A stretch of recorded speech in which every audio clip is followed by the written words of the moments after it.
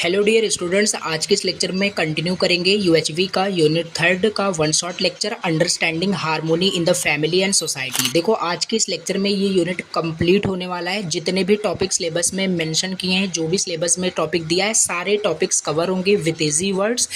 And unit का नाम है understanding harmony in the family and society. देखो, ये यूनिट दो पार्ट में हमें पढ़ना है। पहले हम पढ़ेंगे understanding harmony in family, family में कैसे हार्मोनी से रहना है, हार्मोनी में रहना है, ये पूरा कंसेप्ट पूरा समझेंगे अच्छे से।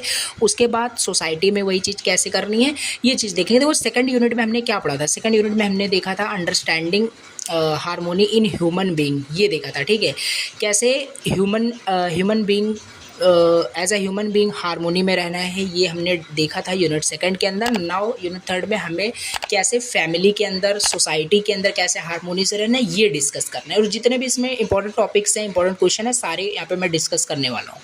चलिए स्टार्ट करते हैं, लेक्चर को कंटिन्यू करते हैं। स्टार्ट करने से पहले छोटी सी रिक्वेस्ट है, अगर फर्स्ट टाइम चैनल पर विजिट किया हो तो प्लीज़ सब्सक्राइब करना, बहुत ही ज़्यादा मोटिवेशन मिलता है। मैं कंटिन्यूसली लेक्चर्स को अपलोड करता रहूँगा। ठीक है, स्टार्ट करते हैं। ये रहा आपका नोट्स यूनिट थर्ड का। जैसे कि मैंने आपको बताया, यहाँ पे हमें दो पार्ट में पढ़ना है। तो पहला यहाँ पे हम पढ़ेंगे अंडरस्टैंडिंग हार्मोनी इन फैमिली। ठीक है, उसके बाद फिर हम हार्मोनी इन सोसाइटी, इसी लेक्चर में वन शॉट लेक्चर के अंदर कंप्लीट यूनिट थर्ड का वन शॉट होने वाला है। तो कोई भी टॉपिक आपका छूटेगा नहीं, ऐसा नहीं है। ठीक है, चलिए डिस्कस करते हैं।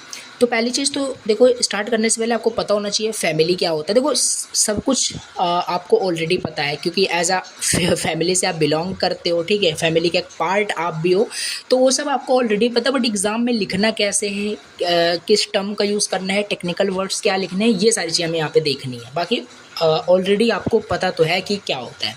देखो, फैमिली क्या है, देखो लिखा है सिंपल यहाँ पे थ्योरी में कि every human being is born in a family. हर एक पर्सन किसी न किसी फैमिली में बॉर्न हुआ है, is a part of family, या किसी भी फैमिली का एक पार्ट है। ठीक है, नाउ यहाँ पे लिखा है जो फैमिली होता है एक बेसिक यूनिट होता है इंटायर सोशल स्ट्रक्चर्स का। फैमिली क्या होता है? फैमिली मीन्स, जैसे आपको पता है, परिवार। तो यहाँ पे ये प्रोवाइड करते हैं एक base for appreciating, accepting, understanding and practising to live in relationship and harmony. Means कि फैमिली क्या, फैमिली मतलब जैसे कि आपको पता है फैमिली क्या है। ठीक है, लेकिन यहाँ पे अगर हम बात करें, अगर फैमिली ना हो, ठीक है, अगर आप किसी फैमिली में ना हो, या अगर सपोज करते हैं कि फैमिली वर्ड और फैमिली मतलब हमारा कोई फैमिली नहीं है। ठीक है, तो फिर जैसे हम कोई कुछ अच्छा काम करते हैं, या कुछ भी चीज़ हम अगर करते हैं, कुछ अचीव करते हैं गोल्स को, तो उसे अप्रिशिएट कौन करेगा? ठीक है, तो फैमिली ही हमारी सपोर्ट करती है, अप्रिशिएट करते हैं, हमारे पेरेंट्स ही सपोर्ट करते हैं, अप्रिशिएट करते हैं। तो ये इम्पोर्टेंट मतलब टर्म है आपका फैमिली, यानी कि किस तरीके से ये मतलब फैमिली का मतलब क्या था, थोड़ा बहुत यहाँ से हमने यहाँ पे क्लैरिटी लिया। ठीक है, तो यहाँ पे लिखा है simple, family provides a base for appreciating, accepting, understanding and practising to live in relationship and harmony. Okay, अब इसके बाद यहाँ पे समझते हैं हार्मोनी इन फैमिली, यानी फैमिली में हम हार्मोनी से कैसे रहेंगे, यानी harmony in family. The harmony in the family has primarily to do with the fulfillment of relationship between one human being and the other human being। मतलब कहने का क्या मतलब है कि हार्मोनी इन फैमिली में मतलब क्या मतलब है कि एक पर्सन दूसरे पर्सन के साथ अगर फैमिली में है, तो वो अच्छा कम्युनिकेशन कर रहा हो, उसके गोल्स में वो हेल्प कर रहा हो, अचीव उसके गोल्स को अचीव करने में उसकी हेल्प कर रहा हो, उसे सही रास्ता दिखा रहा हो। ये कहने का मतलब है कि फैमिली, हार्मोनी इन फैमिली है। ठीक है, तो यहाँ पे वही लिखा है कि वन पर्सन मतलब कि one human beings and other human beings के बीच में जो इंटरेक्शन हो वो काफ़ी ज़्यादा अच्छा होना चाहिए, कम्युनिकेशन अच्छा होना चाहिए उनके बीच में, इंटरेक्शन। ठीक है, तो ये अच्छा होना चाहिए, यानी कि यही है आपका हार्मोनी इन फैमिली का मतलब। तो harmony in the family has primarily to do with the fulfilment of relationship, यानी जो रिलेशनशिप है दो पर्सन के बीच, अगर एक आप फैमिली है उसमें बहुत सारे लोग हैं, तो उन लोगों के बीच जो अच्छा रिलेशनशिप है, अच्छा कम्युनिकेशन है, एक दूसरे को लोग सपोर्ट कर रहे हैं, इट मीन्स कि वो जो फैमिली है इन हार्मोनी है। सो यहाँ पे है, in order to fulfil relationship it is necessary to understand relationship. अब उन रिलेशनशिप को फुलफ़िल करने के लिए देखो रिलेशनशिप की सही डेफ़िनिशन हमें पता होनी चाहिए कि रिलेशनशिप का मतलब क्या होता है आखिर में। रिलेशनशिप का जब हमें सही मतलब पता होगा तभी हम फैमिली में बात करें या सोसाइटी में बात करें एक अच्छा रिलेशनशिप बना पाएंगे, और अच्छा रिलेशनशिप अगर बनेगा तो डेफिनेटली हम हारमोनी में रह पाएंगे। तो ये कहने का मतलब है harmony in family. Harmony in family का सिंपल मतलब क्या है कि एक पर्सन दूसरे पर्सन के साथ मतलब फुलफिलमेंट ऑफ रिलेशनशिप में हो। कहने का क्या मतलब है कि अच्छा कम्युनिकेशन हो, अच्छा इंटरेक्शन हो, अच्छे से बातचीत हो, वही होता है कि उस फैमिली में जो लोग हैं वो हारमोनी में। तो लेकिन जो फुलफिलमेंट ऑफ रिलेशनशिप है, रिलेशनशिप को फुलफ़िल करने के लिए ये नेसेसरी है कि समझना कि क्या है रिलेशनशिप की सही में मतलब क्या है, इसको समझना। समझ लेते हैं क्या है रिलेशनशिप की एक्चुअल डेफिनेशन एंड रिलेशनशिप होता क्या है। देखो ये सारे सिलेबस के टॉपिक्स हैं, डिस्कस हो रहे हैं, तो अच्छे से समझना है। नाउ रिलेशनशिप होता क्या है, तो relationship is between one self and other self. Simple सी बात है, रिलेशनशिप किन लोगों के बीच होगा, दो पर्सन के बीच होगा। जैसे सपोज करते हैं आप खुद को कंसिडर करिए और आप अपने पेरेंट्स को कंसिडर करिए, तो आपके और आपके पेरेंट्स के बीच में क्या है, रिलेशनशिप है। तो relationship is between one self, यानी एक पर्सन और दूसरे पर्सन के बीच, दो लोगों के बीच रिलेशनशिप होता है। और रिलेशनशिप क्या होता है, रिलेशनशिप एक फीलिंग होती है, ठीक है। There are feelings in relationship. Relationship के अंदर एक फीलिंग होती है, आप समझते हैं। These feelings can be recognise and they are definite definite, ठीक है। देखो रिलेशनशिप दो लोगों के बीच में होती है, एक पर्सन और दूसरे पर्सन के बीच में। There are feelings in relationship, और रिलेशनशिप में क्या होता है, एक फीलिंग्स होती है। These feelings can be recognise, they are definite. और उस फीलिंग्स को हम रिकॉग्नाइज भी कर सकते हैं, यानी समझ सकते हैं, उस फीलिंग को सेंस कर सकते हैं। The fulfilment of these feelings and their evaluation lead to mutual happiness, यानी कि उस जो फीलिंग है, जो फीलिंग्स है, उस फीलिंग का फुलफिलमेंट, उस फीलिंग के जो फुलफिलमेंट है और उसका इवैल्यूएशन अगर हम करें, उस फीलिंग का जो हमें रिलेशनशिप में मिलता है, उसको अगर हम इवैल्यूएट करें तो हमें म्यूचुअल हैप्पीनेस मिलती है। तो रिलेशनशिप का मतलब क्या हुआ, रिलेशनशिप अगर हम सिंपल वर्ड में समझें तो रिलेशनशिप एक फीलिंग्स होती है जो कि जनरेट होती है जब एक पर्सन दूसरे पर्सन के इंटरेक्ट में आता है, ठीक है।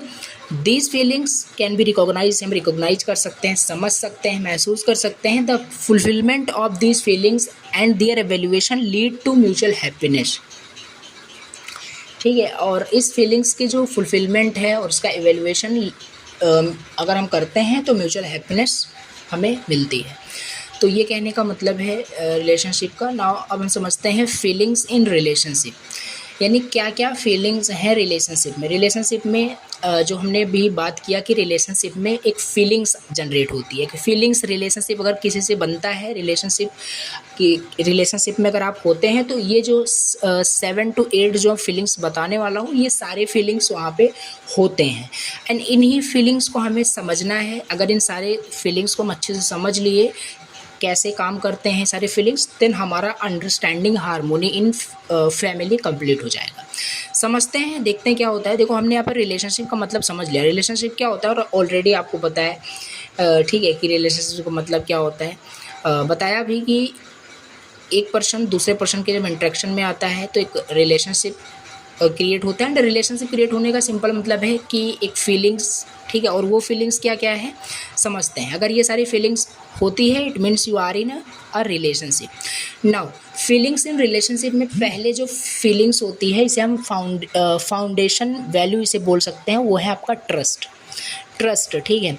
अब हम समझते हैं, अगर आप बोलते हैं एक जैसे एक कोई दो पर्सन बोल रहा है कि हम दोनों के बीच में एक अच्छा रिलेशनशिप है, तो ये सारे फीलिंग्स को ज़रूर सेटिस्फाई कर रहे हों तभी बोला जाएगा कि हाँ वो अच्छे रिलेशनशिप में है, अदरवाइज़ रिलेशनशिप में वो नहीं है, वो गलत ही समझ रहे हैं। तो पहला है ट्रस्ट क्या है, ट्रस्ट आपका फाउंडेशन वैल्यू होता है। याद रखना, फाउंडेशन वैल्यू का मतलब है कि आधारभूत जो वैल्यू है, मतलब कहने मतलब शुरुआत में जो मोस्ट इम्पॉर्टेंट आपका वैल्यू है, पहला वैल्यू यानी कि इनिशियल मैं बात करूँ, वो आपका ट्रस्ट होता है। ट्रस्ट मीन्स पहले देखो रिलेशनशिप बनने से पहले ट्रस्ट बनना ज़रूरी होता है। एक पर्सन दूसरे पर्सन के ऊपर ट्रस्ट कर रहा हो, देन रिलेशनशिप के बारे में आगे हम प्रोसीड कर सकते हैं। एक पर्सन दूसरे पर्सन के ऊपर ट्रस्ट ही नहीं कर रहा और हम बोल रहे हैं कि हम रिलेशनशिप में हैं, तो दैट वाज रॉन्ग, ठीक है, वो गलत है। तो ये चीज़ है पहला ट्रस्ट। अभी से हम डिटेल से समझने वाले हैं, ठीक है। अभी हम जस्ट इसकी डेफिनेशन समझ रहे हैं। दूसरा हमारे पास है फीलिंग्स इन रिलेशनशिप में, दूसरा रिस्पेक्ट। अब एक पर्सन अगर दूसरे पर्सन के साथ रिलेशनशिप में है, then it is very important कि वो एक दूसरे की क्या कर रहा हो, रिस्पेक्ट कर रहा हो, ठीक है। देखो स्टेप वाइज हम चल रहे हैं। पहला इंपॉर्टेंट था कि वो ट्रस्ट बिल्ड हो एक दूसरे में, तब यानी कि रिलेशनशिप में वो दोनों हैं एंड एक गुड रिलेशनशिप हम उसे बोलेंगे। सेकंड स्टेप में रिस्पेक्ट भी होनी चाहिए। ऐसा नहीं है ट्रस्ट तो कर रहे हो बट एक परसेंट भी रिस्पेक्ट नहीं है एक पर्सन को दूसरे पर्सन के प्रति, तो वो चीज़ भी हमारे कंसिडर नहीं होगा रिलेशनशिप में, यानी वो रिलेशनशिप में नहीं है। तो रिलेशनशिप की एक्चुअल में डिफिनीशन आपको समझ में आ रही होगी कि ये सारे फीलिंग्स जब सेटिस्फाई हो रहे होंगे उन दोनों पर्सन के बीच में, देन वो जो बाउंडेशन है, यानी कि जो हम बोल सकते हैं जो रिलेशनशिप है दोनों पर्सन के बीच, वो बेटर एंड गुड रिलेशनशिप हम उसे कंसिडर करेंगे। तो पहला यहाँ पे हमने ट्रस्ट देखा, रिस्पेक्ट देखा, डिटेल से भी समझेंगे, अभी हम समझ रहे हैं सिर्फ केवल। अब यहाँ पे अफेक्शन का मतलब क्या होता है ये डिटेल समझेंगे। अफेक्शन मीन्स कि हिंदी में अगर इसका मीनिंग समझे तो स्नेह है, इसका हिंदी में मीनिंग होता है। इसको हम डिटेल्स आगे भी समझने वाले हैं अफेक्शन का मतलब क्या होता है। एंड उसके बाद केयर, यानी कि एक दूसरे जो भी पर्सन रिलेशनशिप में बता रहे अपने आप को, तो वो क्या है कि एक दूसरे की केयर भी कर रहे हो, ठीक है। एक दूसरे की क्या कर रहे हो, केयर भी कर रहे हो। अब केयर की एक्चुअल मतलब क्या होता है, ऐसा नहीं कि केयर का मतलब एक लोग दूसरा ही समझते हैं, तो केयर का भी एक्चुअल हम मतलब समझेंगे कि केयर की एक्चुअल डेफिनेशन क्या है, एक्चुअल मतलब क्या होता है। उसके बाद गाइडेंस, उसके बाद क्या है गाइडेंस। अब एक पर्सन दूसरे पर्सन को गाइड कर रहा हो, ऑलरेडी मैंने आपको बताया कि फैमिली में रहने का मतलब क्या है, फैमिली की डेफिनेशन क्या है, मैंने ऑलरेडी आपको बता रखी है। और रिलेशनशिप की मतलब मैंने आपको भी जस्ट बताया कि एक पर्सन दूसरे पर्सन को उसके गोल्स को अचीव करने में हेल्प कर रहा हो, उसे गाइड कर रहा हो, सही रास्ता दिखा रहा हो, ठीक है। तो ये गाइडेंस हो गया, ये भी एक फीलिंग्स होती है।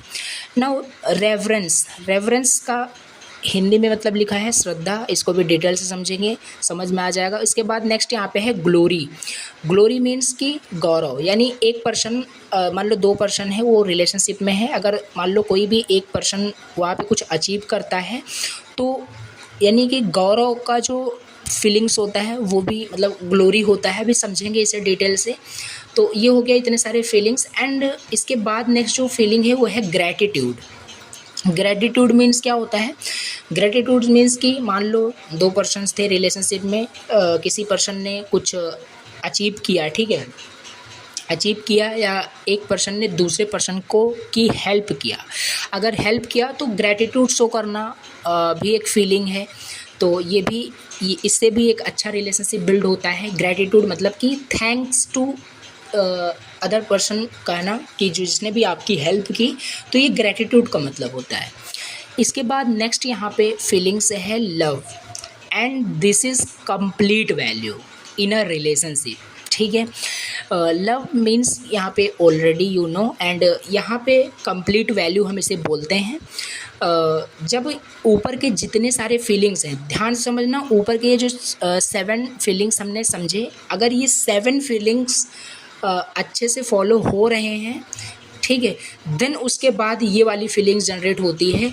लव मीन्स कंप्लीट वैल्यू यही होता है किसी भी रिलेशनशिप के अंदर। बट आजकल क्या होता है, देखो मैं आपको जस्ट एन एग्जांपल बता रहा हूँ, ठीक है, कि लोग डायरेक्ट लास्ट वाला ही कंसिडर कर लेते हैं, ठीक है। देखो रिलेट भी कर सकते हो, एक सेकंड, कि लास्ट वाला लोग कंसिडर कर लेते हैं, डायरेक्टली बताते हैं एक पर्सन दूसरे पर्सन के लव में है, ऐसा कुछ आप रिलेट करिए, ठीक है।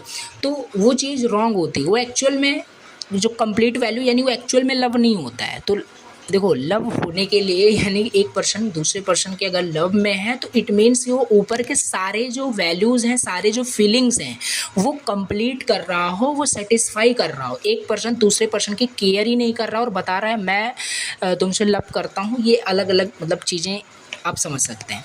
तो ये चीज़ रॉन्ग हो जाएगी, ठीक है। तो वो लव नहीं है, तो वो कंप्लीट वैल्यू नहीं है। तो ऊपर के ये सारे जो भी फीलिंग्स हैं ये कंप्लीट होने चाहिए, देन ये लास्ट वाला आता है जो कि कंप्लीट वैल्यू आपका ये लव है। यानी यहाँ पे लिखा है fulfilment of feelings in a relationship, यानी ऊपर जितने भी फीलिंग्स हमने पढ़े उसका वो अगर फुलफिल हो जाता है देन ये वाला आपका इवेल्युएट होगा। ये फिर कहा जाएगा कि हाँ एक पर्सन दूसरे पर्सन का केयर कर रहा है, नहीं कि वो टोटली कंप्लीट वैल्यू में है, लव में है। तो ये चीज़ हमने यहाँ पे देखा, ठीक है।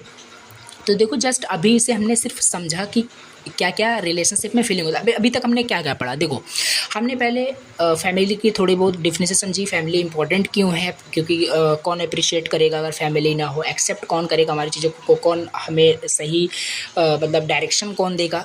तो ये चीज़ है रिलेशनशिप में रहने के लिए the family is a very basic unit of entire social structures. इसके बाद कैसे फैमिली में हारमोनी से रहना है, मीन्स कि दो पर्सन के बीच अगर अच्छा कम्युनिकेशन हो रहा है, अच्छा इंटरेक्शन हो रहा है, फुलफिलमेंट ऑफ रिलेशनशिप हो रहा है, तो हम बोलेंगे कि जो फैमिली है वो हारमोनी में है, ठीक है, या जो हर फैमिली में जो लोग हैं वो हारमोनी में है। तो इसके बाद हमने रिलेशनशिप समझा। अब देखो यहाँ पे हारमोनी में रहने के लिए फैमिली में रिलेशनशिप इंपॉर्टेंट है, रिलेशनशिप का फुलफिलमेंट होना इंपॉर्टेंट है। तो रिलेशनशिप का मतलब हमें पहले पता होना चाहिए। तो रिलेशनशिप हमने पहले डिटेल समझ लिया। रिलेशनशिप क्या होता है, एक तरीके की फीलिंग्स होती है। एक पर्सन जब दूसरे पर्सन के रिलेशन में होता है तो एक फीलिंग जनरेट होती है, और वो फीलिंग ये सारे फीलिंग्स होते हैं। फीलिंग से रिलेशनशिप में trust, respect, affection, care, guidance, reference, glory, gratitude and last love. तो ये सारी चीज़ें होती हैं, एंड ये सारी चीज़ें स्टेप वाइज चलती है, ठीक है। ऐसा नहीं डायरेक्टली लास्ट वाला ही हो जा रहा है और ऊपर के सारे फीलिंग्स को आप इग्नोर कर रहे हो या ये फुलफिल ही नहीं हो रहा है, तो फिर वो रिलेशनशिप उसे हम नहीं कंसिडर करेंगे, उसे नहीं बोला जाएगा, ठीक है। तो ये हो गया। अब इसके बाद हम थोड़ा सा करंट स्टेटस समझते हैं, ठीक है। तो करंट स्टेटस इन रिलेशनशिप, यानी रिलेशनशिप में भी करंट स्टेटस क्या है, हमारे सोसाइटी में, हमारे फैमिली में, मतलब क्या करंट स्टेटस है रिलेशनशिप के बारे में, लोग क्या सोचते हैं ये समझते हैं, ठीक है। देखो the problem today is that we assume our selves to be the body and we assume the relationship on the basis of the body, ठीक है। We therefore fail to understand relationship and consequently we fail to fulfill it despite all our good intention. The problem are due to the absence of right। देखो इसमें कहने का क्या मतलब है, problem यह है कि हम जो रिलेशनशिप समझते हैं वो समझते हैं कि बॉडी के बेसिस पे रिलेशनशिप क्रिएट होता है, रिलेशनशिप बनता है, जबकि हमारा राइट अंडरस्टैंडिंग ही सही नहीं है। अंडरस्टैंडिंग हमारा राइट नहीं है तो रिलेशनशिप कहाँ से बनेगा, ठीक है। हमें रिलेशनशिप की पहली चीज़ तो डिफिनीशन ही सही से नहीं पता है, एक्चुअल में रिलेशनशिप का मतलब क्या होता है। देखो इसे हम एक्चुअल में अगर समझें तो प्रैक्टिकल भी हम इसे समझ सकते हैं, अच्छे से समझ में आएगा कि हाँ ये चीज़ें होती है, ऐसे लोग सोसाइटी में ऐसे लोगों की सोच होती है, तो ये चीज़ हम रिलेट कर सकते हैं, समझ सकते हैं, ठीक है। तो ये चीज़ है लोग मतलब यहाँ पे कंसिडर करते हैं। द प्रॉब्लम यही है कि we assume our selves to be the body and we assume the relationship on the basis of the body, कि रिलेशनशिप बॉडी के बेसिस पे होता है, ऐसा नहीं है। देयरफॉर फेल टू अंडरस्टूड, इस तरीके से फिर हम रिलेशनशिप की सही मतलब समझ नहीं पाते हैं, ऐसा अगर थॉट प्रोसेस हमारा रहता है, एंड कंसिक्वेंटली हम फेल रहते हैं फुलफिल करने के लिए सारे इंटेंशन, सारे जो फुलफिलमेंट ऑफ रिलेशनशिप है, fulfilment of feelings in relationship वो कंप्लीट नहीं हो पाता।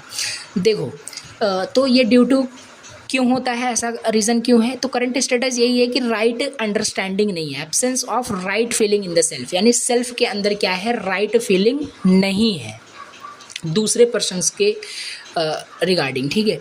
तो we try to make up this gap by physical facility और by trying to demand these feelings from others rather that ensuring these feelings in ourselves and sharing it with others. तो current status हमें क्या समझ में आ रहा है? Current status ये समझ में आ रहा है कि लोगों की जो राइट अंडरस्टैंडिंग है वही सही नहीं है। लोग समझते हैं कि जो रिलेशनशिप होता है on the basis of the body होता है, जो कि गलत है। ठीक है, तो ये चीज़ है। अब देखो इसको हम समझेंगे अभी आगे डिटेल से कि कैसे राइट रिलेशनशिप बनाया जाएगा। एक पर्सन से दूसरे पर्सन्स के बीच में एक राइट रिलेशनशिप कैसे बिल्डअप होता है। तो करंट स्टेटस इन रिलेशनशिप यही हुआ। इसे आप पढ़ना तो अच्छे से समझ में आएगा, और भी यहाँ पे लिखा हुआ है। सो ये है। अब इसके बाद यहाँ पे हम थोड़ा सा अब देखते हैं जो हमने यहाँ पे फीलिंग्स देखा। तो ये करंट प्रॉब्लम और करंट स्टेटस बोल लीजिए रिलेशनशिप में क्या क्या है ये देखा। अब हम इन्हीं सातों या जो 7 से 8 जो फीलिंग्स हैं रिलेशनशिप में, इसे हमें डिस्कस करना है। ठीक है, अब पहला आपका ट्रस्ट था। ठीक है, पहला क्या था? ट्रस्ट था। तो ट्रस्ट यहाँ पे हम देखते हैं ट्रस्ट की मीनिंग क्या होती है। ऐसा नहीं है कि सामने वाला पर्सन, अगर आप सामने वाले पर्सन को बोल दे रहे हो कि हाँ मैं तुम पे भरोसा करता हूँ या ट्रस्ट करता हूँ, इट मीन्स कि आप उस सामने वाले पर्सन के ऊपर ट्रस्ट करो, यही ट्रस्ट हो गया। नहीं, ट्रस्ट की मीनिंग अच्छे समझते हैं कि ट्रस्ट की एक्चुअल सही में डेफिनेशन क्या होती है। देखो, ट्रस्ट जो है ऊपर ही देखा था, एक फाउंडेशन वैल्यू होता है, यानी कि ये पहला चरण होता है एक रिलेशनशिप में होने का। पहला चरण होता है ट्रस्ट बनना। ठीक है, समझते हैं फाउंडेशन वैल्यू होता है, ये तो बताया। किसी भी रिलेशनशिप में ट्रस्ट क्या है? फाउंडेशन वैल्यू होता है। इसके बाद trust in a relationship is clarity. समझना, डेफिनेशन लिखा है। जो ट्रस्ट होता है रिलेशनशिप में, इसका मतलब है कि क्लैरिटी होना, अंडरस्टैंडिंग होना, अश्योरेंस दैट अदर वांट्स और वर्क्स फॉर माई हैप्पीनेस और प्रॉस्पेरिटी।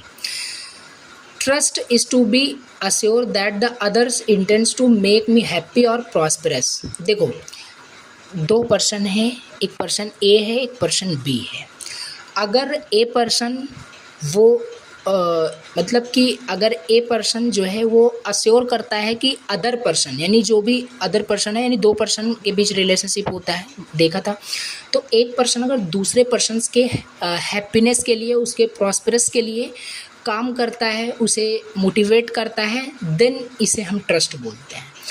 ऐसा नहीं है कि देखो 2 पर्सन हैं, एक पर्सन दूसरे पर्सन को कुछ गाइड ही नहीं कर रहा है, उसे डिमोटिवेट कर रहा है और साथ में बोल रहा है कि मैं ट्रस्ट करता हूँ, तो ये नहीं है।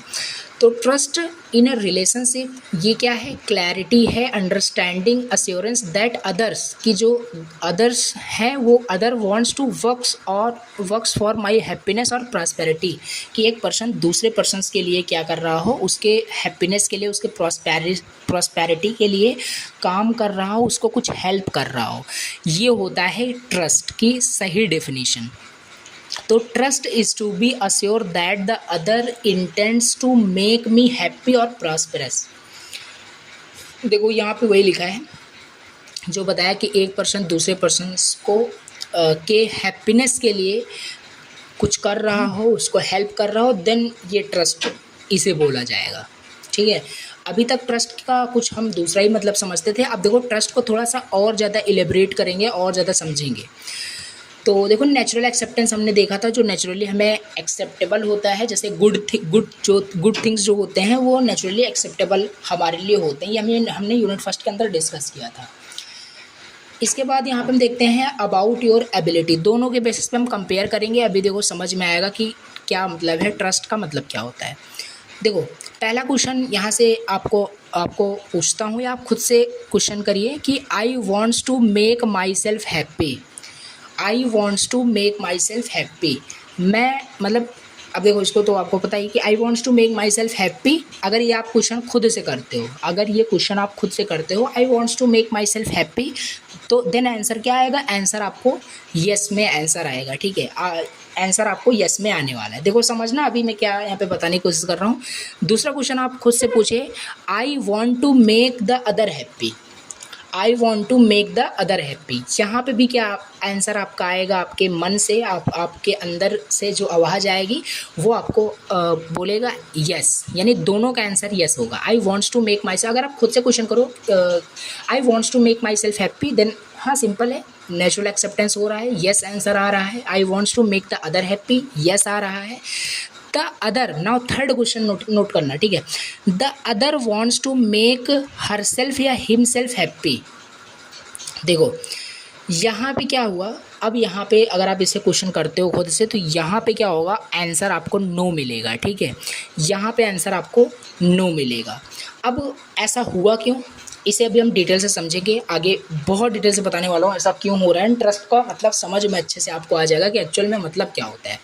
तो देखो ऊपर के दो क्वेश्चंस का आंसर तो हमें यस में मिला, नेचुरल एक्सेप्टेंस हमने जब किया इसका, लेकिन इसमें यहाँ पे क्या हुआ कि नो मिल रहा है। अब इसे मैं अबाउट योर एबिलिटी के बेसिस पे समझ लेते हैं। Now I am able to make my self always happy, I am able to make my self always happy, यहाँ पे भी आंसर यस आ रहा है। I am able to make other always happy, यहाँ पे भी आंसर आ रहा है। The other is able to make her self himself always happy, यहाँ पे भी आंसर आपका नो आ रहा है। तो इसमें नो एंड इसमें नो आ रहा है। अभी समझते हैं कि आंसर नो क्यों आ रहा है। तो देखिए देन इसके बाद क्या है कि the other wants to make me happy. देखो हो सकता है काफ़ी सारे स्टूडेंट्स के मन में ये इसका आंसर यस हो, बट इसमें आप समझिए, देखो इसमें आप क्वेश्चन करिए खुद से, the other wants to make me happy, the other wants to make me happy. तो यहाँ पे क्या हुआ, यहाँ पे भी आंसर आपको नो मिलेगा। The other is able to make me always happy, यहाँ पे भी आपको आंसर नो मिल रहा है। तो देखो समझते हैं कि डिटेल से क्या है। तो एक सेकंड, तो अब यहाँ पे हम डिफरेंस समझेंगे, इंटेंशन एंड कंपिटेंस में डिफरेंस क्या होता है ये समझते हैं। एक सेकंड जस्ट वेट। देखो इसको समझते हैं अच्छे से डिटेल से कि ऐसा मतलब क्यों हो रहा है, ऐसा मतलब थॉट क्या होता है। देखो जब भी हम नेचुरल एक्सेप्टेंस के बेसिस पे जब अपने से क्वेश्चंस कर रहे हैं सेल्फ से, देन वो हम कर रहे हैं इंटेंशन के बेसिस पे, ठीक है। इंटेंशन के बेसिस जब खुद से क्वेश्चन कर रहे हैं तो वो इंटेंशंस के बेसिस पे कर रहे हैं। जब अदर जब आता है आपका अदर वर्ड आता है कि other is able to make me happy या other is able to her self himself always happy, तो उसको हम कॉम्पिटेंस के बेसिस पे करते हैं। देखो इंटेंशन का मतलब तो समझ में आपको आ रहा है। कॉम्पिटेंस क्या होता है, कॉम्पिटेंस मीन्स की डिज़ायर, थॉट एंड एक्सपेक्टेशन। देखो अब समझते हैं थोड़ा डिटेल से, ठीक है, कि मतलब ये चीज़ें मतलब क्या है, क्यों हो रही है। तो इसमें देखो जब आपने ट्राई किया, एनालाइज किया योर ऑन रिस्पॉन्सेस को, अपने रिस्पॉन्सेस को जब आपने एनालाइज किया, many things will get clarify, ठीक है। If you try to analyse your own responses, अगर आप अपने खुद के रिस्पॉन्सेस को अगर एनालाइज करो तो बहुत सारी चीज़ें क्लियर हो जाएगी। You will find that will evaluating your self, जब आप खुद को एवेल्युएट करते हो। देखो जब यहाँ पे आप ऊपर खुद को एवेल्युएट कर रहे थे कि I wants to make my self happy, I wants to make the other happy, then हम क्या कर रहे थे, इंटेंशन के बेसिस पे क्या कर रहे थे, एवेल्युएट कर रहे थे। देखो if you will find that, जब आप एवेल्युएट करते थे खुद को, your self, evaluating your self, you evaluate on the basis of your intention, यानी नेचुरल एक्सेप्टेंस के बेसिस पे। You think that you are a good person. जब हम क्वेश्चन पूछते थे I want to make my self happy, तो हम suppose करते थे, हम सोचते थे कि we are a good person, I am a good person and as your intentions are good, क्योंकि आपका इंटेंशन सही है, ठीक है। लेकिन ऑन द अदर हैंड जब आपने एवेल्युएट किया अदर को कि other is always wants to make me happy, then आप उसे उसके कॉम्पिटेंस के बेसिस पे, उसके योग्यता के बेसिस पे क्या किए, एबिलिटी के बेसिस पे उसे इवेलुएट कर रहे हो। You find that he is not able to, then इस तरीके से आपके माइंड में एक नेगेटिव थॉट आ जाता है कि ही या she is not able to make you happy all the time, कि सामने वाला पर्सन नहीं चाहता है कि आप खुश रहें, ऐसा थॉट आ जाता है। तो therefore you think that the other wants to make you unhappy, so इसलिए आप सोचते हैं कि अदर जो है वो चाहते हैं कि हम अनहैप्पी रहें।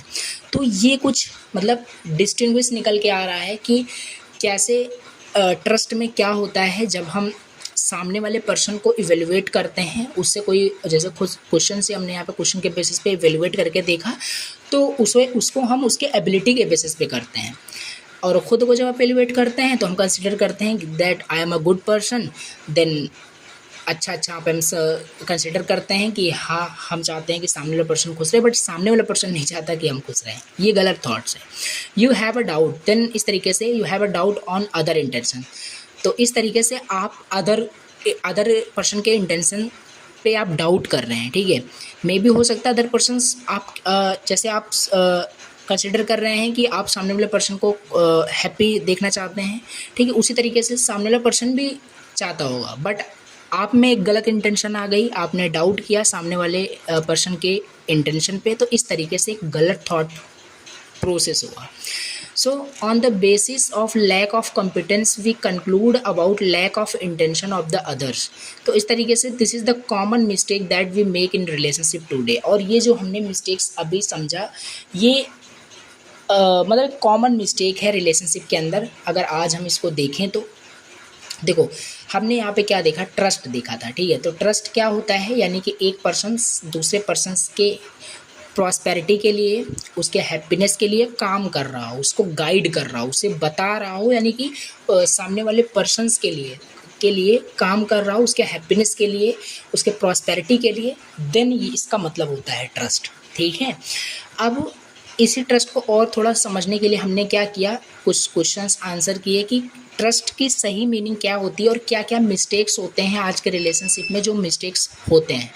पहला हमने देखा, यहाँ पे क्वेश्चन हमने किया नेचुरल एक्सेप्टेंस के बेसिस पे खुद से, I wants to make my self happy. तो यहाँ पे आंसर यस आ रहा था, यानी खुद को जब हम खुद को एवेल्युएट कर रहे थे, खुद से जब क्वेश्चन कर रहे थे तो हम कंसिडर कर रहे थे, यानी कि on the basis of intention के बेसिस पे कि हमारा इंटेंशन सही है, ठीक है, और सामने वाले का इंटेंशन गलत है, इस बेसिस पे हम क्या कर रहे थे, एवेल्युएट कर रहे थे। तो ये ट्रस्ट थोड़ा सा इसका डीप मीनिंग निकल के आया कि ट्रस्ट का एक्चुअल मतलब क्या है और क्या क्या मिस्टेक्स होती हैं। सामने वाले पर्सन्स को भी अगर आप बोल रहे हो कि ट्रस्ट कर रहे हो, तो सामने वाले पर्सन्स के भी इंटेंशन के बेसिस पे उसको इवेल्युएट करो, ना कि कंप्यूटर्स के बेसिस पे सामने वाले पर्सन्स के इंटेंशन पे आप डाउट करो, ऐसा नहीं। ये ट्रस्ट की मीनिंग नहीं है, कि क्लैरिफाई करने के लिए थोड़ा सा डीपली यहाँ पे हमने समझा।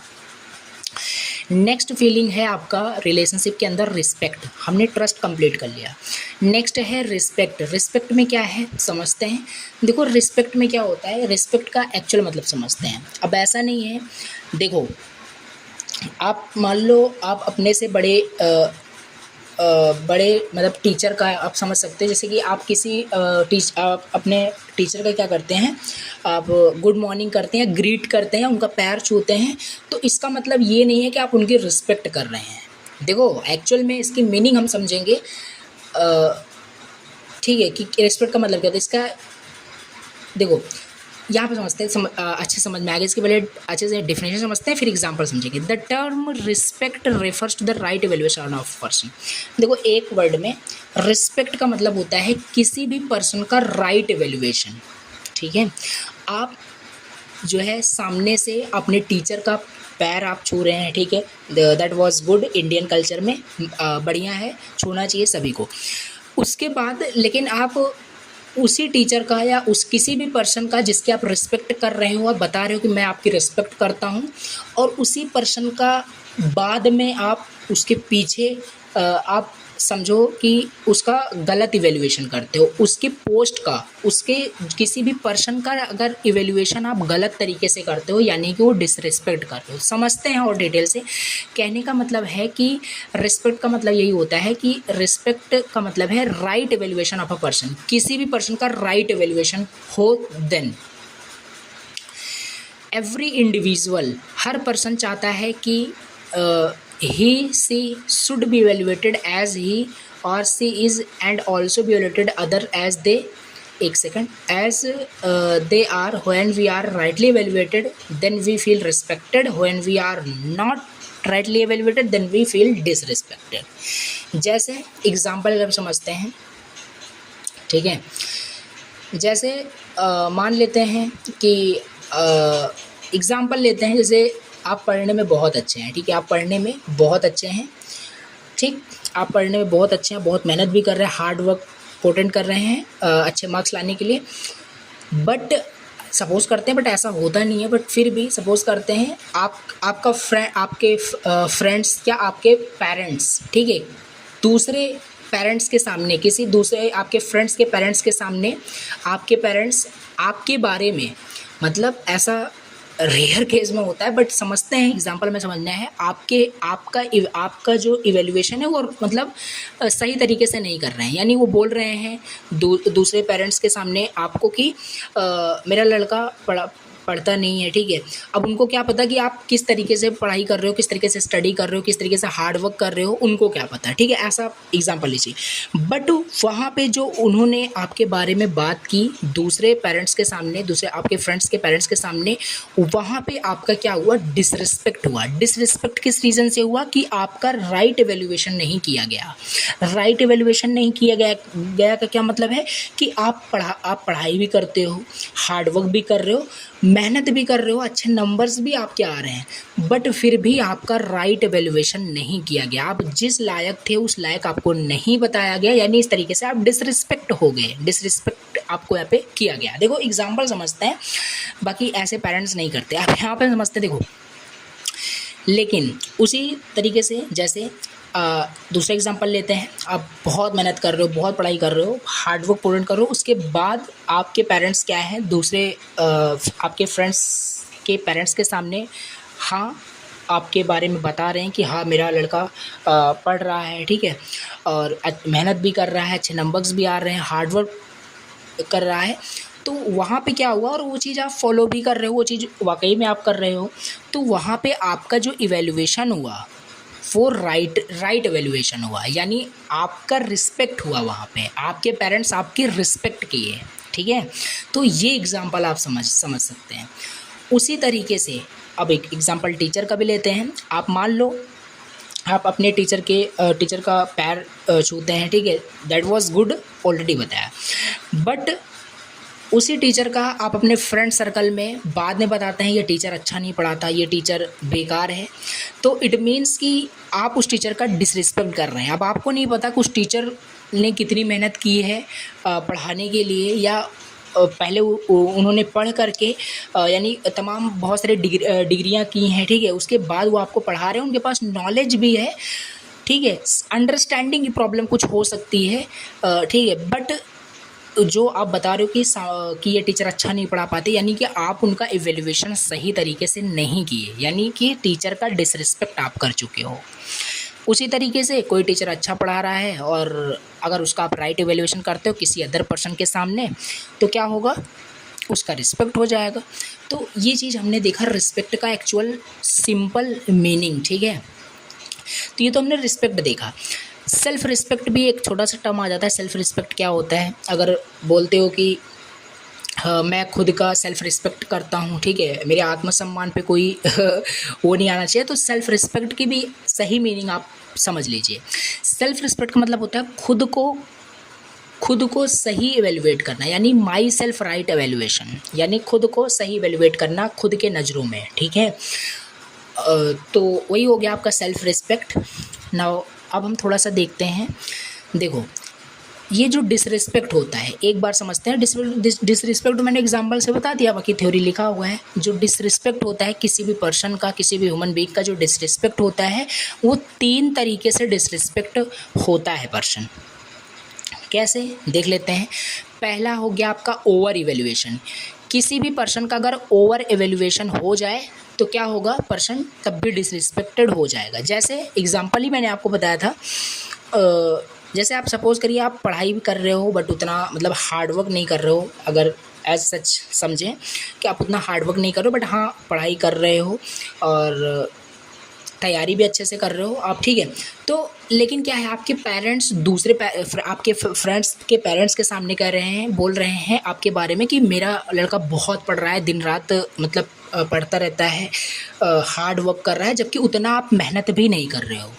तो यहाँ पे क्या हुआ, आपका इवेल्युएशन क्या हुआ, ओवर इवेल्युएशन हो गया, यानी वो एक्चुअल में था भी नहीं, उतना इवेल्युएट आपके पेरेंट्स ने आपके अकॉर्डिंग कर दिया, तो वो चीज़ ओवर इवेल्युएट हो गई, तब भी आप डिसरिस्पेक्टेड हो गए।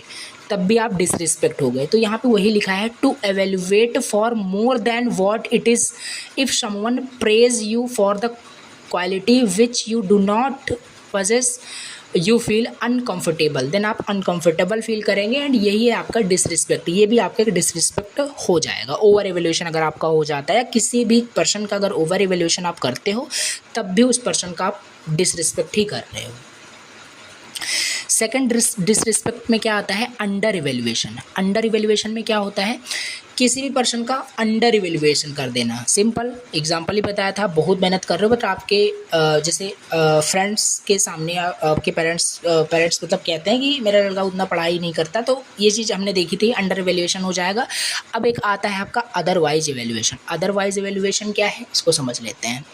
देखो, अदरवाइज एवेल्युएशन में क्या होता है कि यहाँ पे आपको एवेल्युएट किया जाता है किसी ऐसे चीज़ के साथ जो कि अदर मतलब समझते हैं। देखो, अदर थिंग्स में कंसिडर होता है, जैसे कि आपके पेरेंट्स आपको दूसरे के पेरेंट्स के मतलब दूसरे आपके फ्रेंड्स के पेरेंट्स के सामने बोलते हैं कि मेरा आप पढ़ाई बहुत कर रहे हो, ठीक है, अब पढ़ाई भी कर रहे हो, अच्छा सब तैयारी भी कर रहे हो, बट आपके पेरेंट्स बोलते हैं कि मेरा लड़का मतलब डल है, यानी कि मतलब समझ सकते हो कि मेरा लड़का गधा है, ऐसा आप समझ सकते हैं। ऐसा कुछ अगर एवेल्युएशन होता है, आपको बोला जाता है, तो यहाँ पे क्या एवेल्युएशन होगा, अदरवाइज एवेल्युएशन हो गया। यानी यहाँ पे भी डिसरिस्पेक्टेड का सीन आ गया, यहाँ पे भी आप डिसरिस्पेक्ट हो जाओगे। तो ऐसा रियल लाइफ में होता नहीं। हर पेरेंट्स चाहते हैं कि मतलब उनका जो लड़का है वो स्टडी में अच्छा रहे, ठीक है। तो मतलब ये ऐसा नहीं है कि यहाँ पे मैं बता रहा हूँ कुछ रियल आप इसे समझ लें, तो बट फिर भी मैं इसका एज एग्जाम्पल इसे समझ रहे हैं कि क्या चीज़ें कैसे हैं। अदरवाइज एवेल्युएशन में लिखा भी है, टू एवेल्युएट करना for something other than what it is. For example, if you are evaluated as something else से डंकी, आपको डंकी बोला गया, देन तब भी आप अनकम्फर्टेबल फील करोगे एंड देन इस तरीके से आप डिसरिस्पेक्ट हो जाओगे ना। हम रिस्पेक्ट समझ रहे हैं, ठीक है, ये रिस्पेक्ट के अंदर का कंटेंट सब चल रहा है, ठीक है। अभी दूसरे हम फीलिंग्स पे हैं रिलेशनशिप में। इसके बाद हम समझते हैं मिनिमम कंटेंट ऑफ रिस्पेक्ट। ये भी क्वेश्चन ऐसे पूछा गया है कि क्या क्या कंटेंट होता है रिस्पेक्ट का, तो बताना है आपको। मिनिमम कंटेंट ऑफ रिस्पेक्ट में, the minimum content of respect is other is similar to me. देखो, when we evaluate the human being on the basis of self, we are able to see that our purpose are the same। देखो, समझते हैं, मतलब जब हम evaluate करते हैं human being को on the basis of self, खुद के बेसिस पे उसे जब हम एवेल्युएट करते हैं, तो हम देखते हैं कि हमारा जो पर्पज़ है वो सेम होता है। कैसे? Our purpose is the same. पहला है आपका content, our purpose is the same. As I have natural acceptance to live with continuous happiness and prosperity, it is same with the other. So on the basis of our natural acceptance we have the same purpose. हमारे पास क्या होगा? Same purpose होगा। Our purpose is the same, पहला आपका content है। इसके अंदर आपको क्या लिखना है, एक सेकेंड देखिए। मिनिमम कंटेंट ऑफ रिस्पेक्ट का मतलब है कि अदर, इसका मिनिमम कंटेंट ऑफ रिस्पेक्ट का सिंपल इतना मतलब है कि जो अदर है वो आपके तरह ही है, ऐसा आप कंसिडर कर रहे हो। The minimum content of respect is other is similar to me, कि अदर जो है वो सिमिलर टू मी है, ठीक है, हमारे जैसा है अदर, तो उसका पर्पस सेम है, तो हमारे जैसा उसका पर्पस सेम है, तो ये हम इसे मिनिमम कंटेंट ऑफ रिस्पेक्ट बोलेंगे। जब हम एवेल्युएट करते हैं ह्यूमन बीइंग को on the basis of self, we are able to see that our purpose is the same, तो पर्पस सेम होता है। जैसे कि पहला our purpose is the same है, as I have natural acceptance to live with continuous happiness and prosperity, it is the same with the others. So जैसे हम natural acceptance जब समझते, नेचुरल एक्सेप्टेंस से जब क्वेश्चन करते हैं, नेचुरली एक्सेप्टेबल होता है कि हम कंटिन्यूस हैप्पीनेस चाहते हैं, प्रॉस्पेरिटी चाहते हैं, तो यस में आंसर आता है। सिंपल, हर पर्सन चाहता है कि कंटिन्यूस हैप्पी रहे, प्रॉस्पेरस रहे। तो ये सेम सिचुएशन क्या होती है, यही सेम पर्पस दूसरों के साथ भी होगा। अगर आप दूसरों से भी वही सेम नेचुरल एक्सेप्टेंस क्वेश्चंस करें तो हर पर्सन, क्योंकि हर पर्सन चाहता है ना, तो ये पर्पस जो है हर पर्सन का सेम है। तो our purpose is the same, so on the basis of our natural acceptance we have the same purpose. तो on the basis of natural acceptance अगर हम देखें तो हमारे पास सेम पर्पस है। Our programme is same. Now दूसरा, our programme is same. Our programme is same का मतलब क्या है, as my programme to achieve continuous happiness. जैसे कि हमारा जो प्रोग्राम है, हमारा जो गोल है वो अचीव करना कंटिन्यूस हैप्पीनेस एंड प्रॉस्पेरिटी को, is to understand the harmony and live in harmony at the all four levels, individual, family and nature existence. तो जैसे हमारा गोल है, हमारा प्रोग्राम क्या है कि कंटिन्यूस हैप्पीनेस को अचीव करना, प्रॉस्पेरिटी को अचीव करना। तो ये चीज़ कैसे हो पाएगा, continuous happiness and continuous prosperous कैसे अचीव हो पाएगा? तो ये अचीव हो पाएगा जब हम 4 ऑर्डर्स को समझ लेंगे, 4 लेवल्स को समझ लेंगे, जो कि हारमोनी एट 4 लेवल्स होता है। यूनिट फर्स्ट के अंदर हमने देखा था, पहला इंडिविजुअल के अंदर हारमोनी, फिर फैमिली के अंदर, नेचर के अंदर, एग्जिस्टेंस के अंदर, ठीक है। देन हम अचीव कर सकते हैं कंटिन्यूस हैप्पीनेस एंड प्रॉस्पेरिटी को।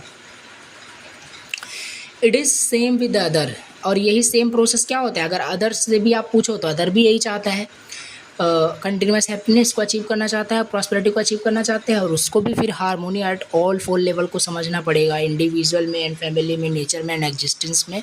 चारों में अगर वो हारमोनी से रहना समझ गया, देन वो कंटिन्यूस हैप्पीनेस एंड प्रॉस्पेरिटी को अचीव कर सकता है। तो ये आवर प्रोग्राम इज सेम हो गया। उसके बाद our potential is same. Our potential is same, और पोटेंशियल इज सेम मतलब क्या है, activities of desire, thoughts and expectation are going on continuously is in me, it is the same with the other, so our potential is also the same. Means जो activities होती हैं desire की, thoughts की and expectation की, are going on continuously in me, it is the same with the others. Means आप कुछ चीज़ें, अगर आपके अंदर कुछ चीज़ें डिज़ायर क्रिएट होती हैं, इच्छाएं क्रिएट होती हैं, तो उसको आप थॉट प्रोसेस में ले कन्वर्ट करते हो और उसको सोचते हो, तो वो आपकी एक्सपेक्टेशन बन जाती है। तो यही सेम प्रोसेस सभी के साथ होता है, अनदर पर्सन के साथ भी होता है। तो पोटेंशियल भी हमारा सेम है, ठीक है। अब इसके बाद हम देखते हैं यहाँ पे डिफरेंशिएशन, ठीक है। डिफरेंशिएशन समझते हैं कि कैसे एक पर्सन को दूसरे पर्सन से कैसे डिफरेंशिएट किया जाता है, ठीक है, यानी पार्शियलिटी कैसे की जाती है, क्या चीज़ें होती है, ये समझते हैं। तो डिफरेंशिएशन में पहला, कितने टाइप से डिफरेंशिएट किया जाता है एक पर्सन को दूसरे पर्सन के साथ कैसे डिफरेंशिएट किया जाता है। पहला, बॉडी के बेसिस पे डिफरेंशिएट किया जाता है, फिजिकल फैसिलिटी के बेसिस पे डिफरेंशिएट किया जाता है, बिलीव्स के बेसिस पे डिफरेंशिएट किया जाता है। तो बॉडी के बेसिस पे मतलब कि age, gender, race, physical strength क्या है, इसके बेसिस पे उसको पार्शियलिटी की जाती है, नहीं डिफरेंशिएट किया जाता है। फिजिकल फैसिलिटी में वेल्थ के बेसिस पे और पोस्ट के बेसिस पे किया जाता है। इसमें आपका इज्म हो गया एंड यहाँ पे सेक्स हो गया एंड इन्फो आपका हो गया। इसको हम समझते हैं अब डिटेल से, वन बाय वन कैसे यहाँ पे डिफरेंशिएट कैसे होता है। देखो, ये सेकंड हम क्या पढ़ रहे हैं, हम सेकंड यहाँ पे पढ़ रहे हैं रिस्पेक्ट, ठीक है, रिस्पेक्ट फीलिंग पढ़ रहे हैं, उसी के अंदर का सारा कंटेंट आपका यहाँ पे अभी चल रहा है। तो समझते हैं। देखो, अगर हम जनरली देखें, in general what we are doing in the name of respect today. देखो, रिस्पेक्ट में ही सारी चीज़ें चल रही है। अब हम समझते हैं कि रिस्पेक्ट में क्या चीज़ें, हम रिस्पेक्ट के नाम पे आज हम क्या कर रहे हैं, ठीक है। ये करंट सिचुएशन बताई जा रही है, डिस्क्रिमिनेशन कैसे हो रहा है ये बताई जा रही है। जनरल अगर हम देखें, what we are doing in the name of the respect today, केवल रिस्पेक्ट के नाम पे आज हम क्या कर रहे हैं, डिफ्रेंशिएट कर रहे हैं, डिस्क्रिमिनेट कर रहे हैं एक पर्सन को दूसरे पर्सन के तरह, ठीक है। तो first set of differentiation, first मतलब आपका क्या है, फर्स्ट सेट आपका बॉडी के बेसिस पे था, ऊपर आपने टेबल में देखा। तो फर्स्ट सेट ऑफ डिफ्रेंशिएशन क्या है, is on the basis of body, यानी बॉडी के बेसिस पे क्या करना, डिफ्रेंशिएट करना। और उसमें भी बॉडी में भी आपका एज के बेसिस पे, जेंडर के बेसिस पे, फिजिकल स्ट्रेंथ क्या है उसके बेसिस पे उसको क्या करना, डिफ्रेंशिएट करना, डिस्क्रिमिनेट करना, ठीक है। तो यहाँ पे लिखा है this is based on the cross misunderstanding, यानी ये मिसअंडरस्टैंडिंग इसे हम बोलेंगे दैट ह्यूमन बीइंग ये बॉडी के बेसिस पे उसको डिफरेंशिएट करते हैं।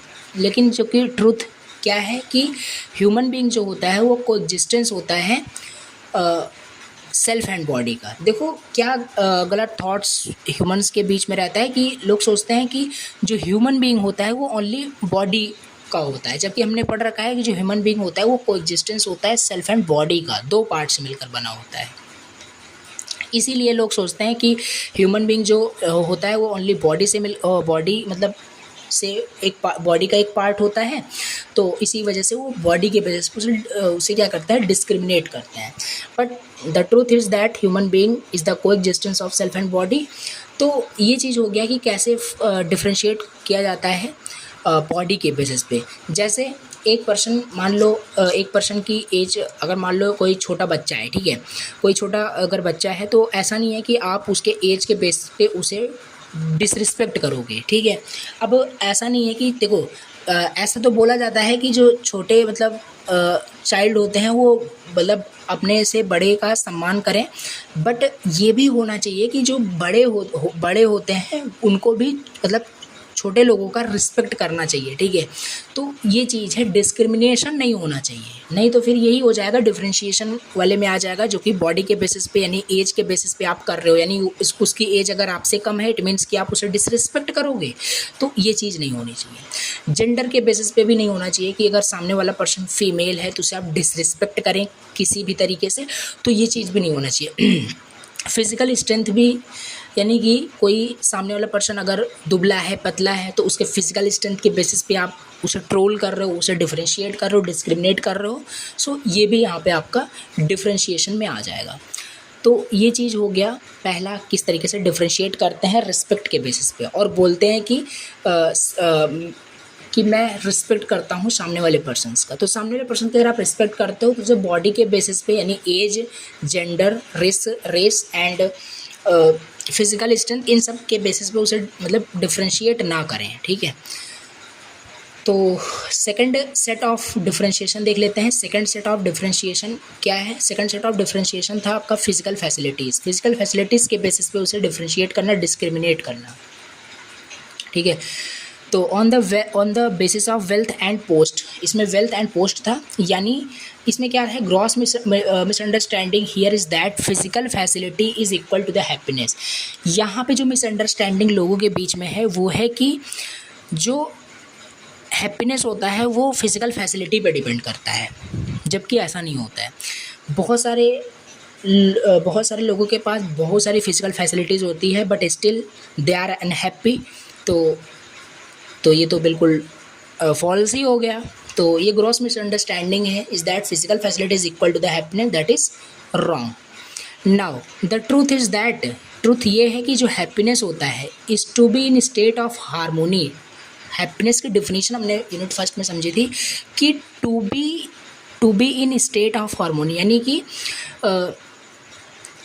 आप पूरी तरीके से हारमोनी में रहें, एक हारमोनी की स्टेट में हो, देन आप हैप्पी हैं, ठीक है।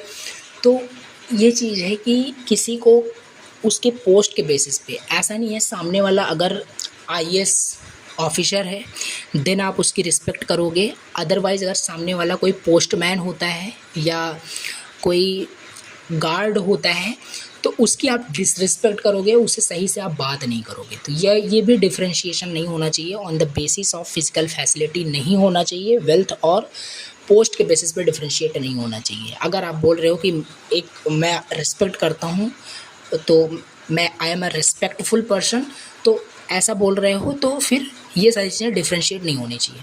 Now third set of differentiation क्या है? On the basis of beliefs. Now beliefs के बेसिस पे भी यहाँ पे होता है, समझते हैं। On the basis of beliefs different ISM ism, इसका मतलब क्या होता है? इज्म का मतलब होता है थॉट सिस्टम। थॉट सिस्टम के बेसिस पे भी लोग डिफरेंशिएट करते हैं, लाइक सोशलिज्म, लाइक जैसे हिंदू मुस्लिम, इनके बेसिस पे क्या करते हैं, डिफरेंशिएट करते हैं। अगर सामने वाला पर्सन हिंदू है या मुस्लिम है तो उससे रूडली बात करेंगे, अच्छे से बात नहीं करेंगे, तो ये ये भी नहीं होना चाहिए, ये भी एक डिफरेंशिएशन में आता है, डिस्क्रिमिनेशन में आता है, जो कि ये ऑल्सो एक डिसरिस्पेक्ट में आता है।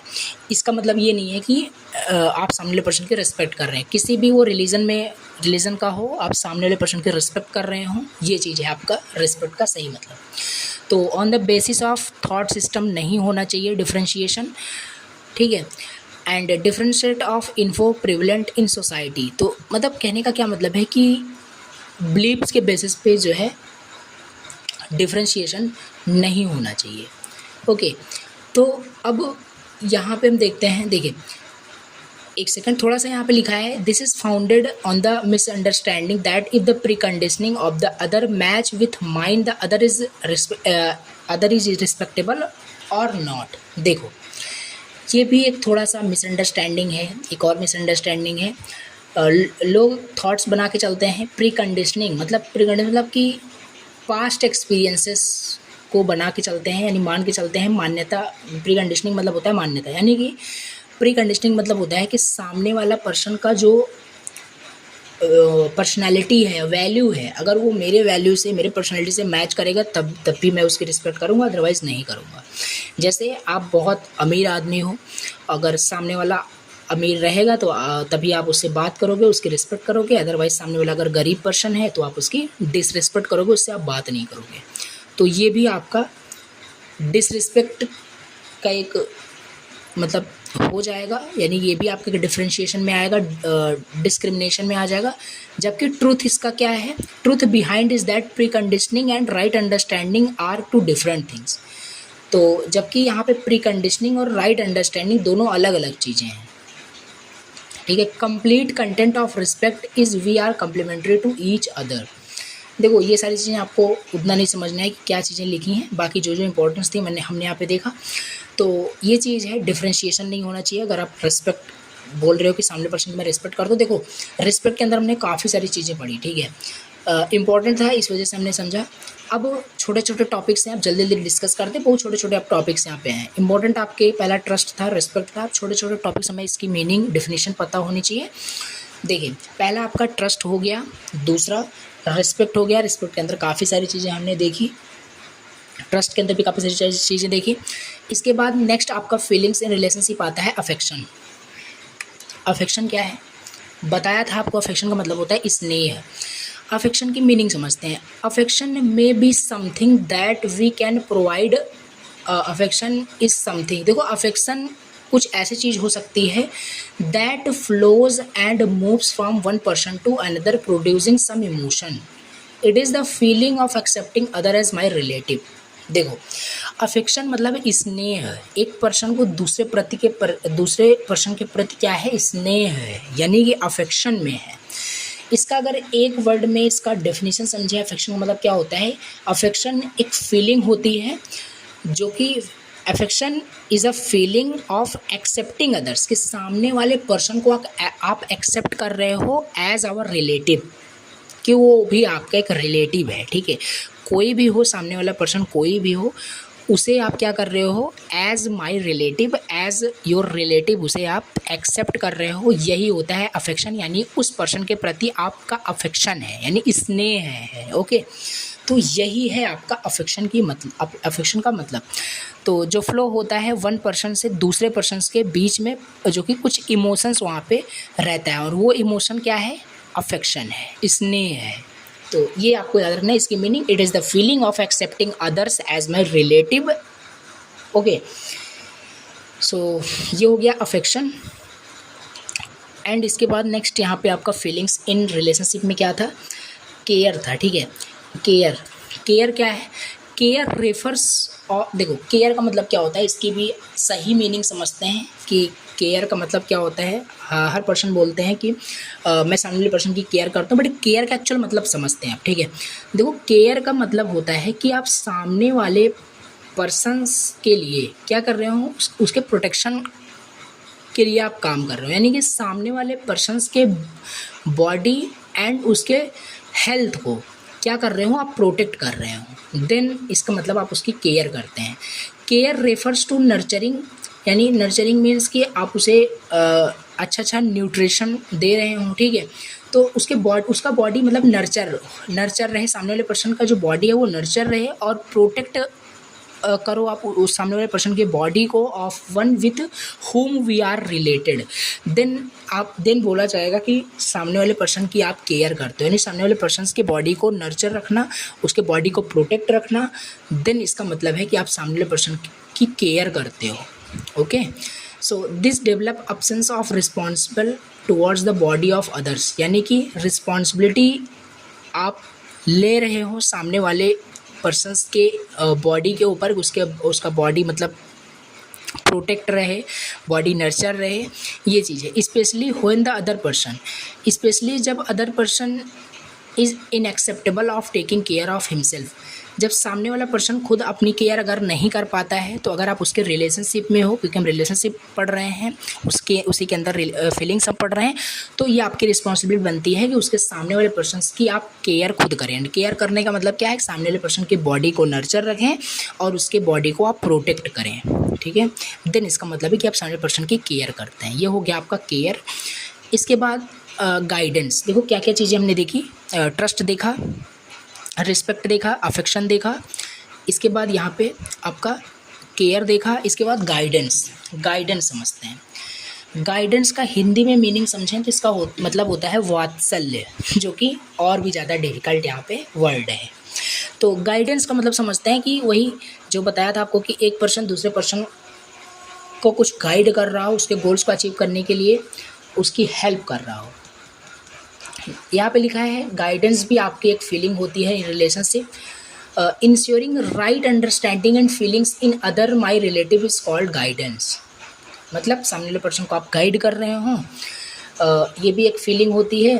That ensure right understanding and feelings in the other means my relative is called guidance. तो गाइडेंस का केवल मतलब इतना आप समझिए कि एक पर्सन दूसरे पर्सन को गाइड कर रहा हो उसके गोल्स को अचीव करने के लिए, देन यही है आपका गाइडेंस। ओके, देन बोला जाएगा कि हाँ एक गुड रिलेशनशिप है। ये स्टेप वाइज हम चल रहे हैं, ठीक है। अभी कंप्लीट वैल्यू भी हम देखेंगे लास्ट में। यहाँ पे इसके बाद नेक्स्ट यहाँ पे है रेवरेंस। रेवरेंस मीन्स क्या होता है, हिंदी में इसका मतलब है श्रद्धा। ओके, तो रेवरेंस का मतलब क्या होता है? रेवरेंस का मतलब है इट इज़ अ फीलिंग, ये एक फीलिंग होती है और एट्रीब्यूट होता है to deep respect of by showing reverence to the other person. देखो, रेफरेंस का मतलब होता है यानी किसी भी चीज़ के की आपको श्रद्धा है, ठीक है। मीन्स जैसे रेफरेंस का मतलब किसी भी पर्सन के प्रति या किसी भी चीज़ के प्रति आपको अगर श्रद्धा है, रेफरेंस है, यानी उस चीज़ के प्रति, उस पर्सन के प्रति आपके अंदर डीप रिस्पेक्ट है। रिस्पेक्ट नहीं, डीप रिस्पेक्ट है, ठीक है। देन वो आपका क्या होगा, रेफरेंस होगा। जैसे लोग बोलते हैं कि मुझे भगवान में श्रद्धा है, यानी कि रेफरेंस है, यानी कि उनकी डीप रिस्पेक्ट लोग करते हैं। ओके, तो ये चीज़ है कि रेफरेंस का मतलब क्या है, टू द अदर। यहाँ पे लिखा है इट इज़ अ फीलिंग और attribute of deep respect by showing reference to the other person we accept his excellence. This feelings of acceptance inspire an individual to acquire all those good qualities.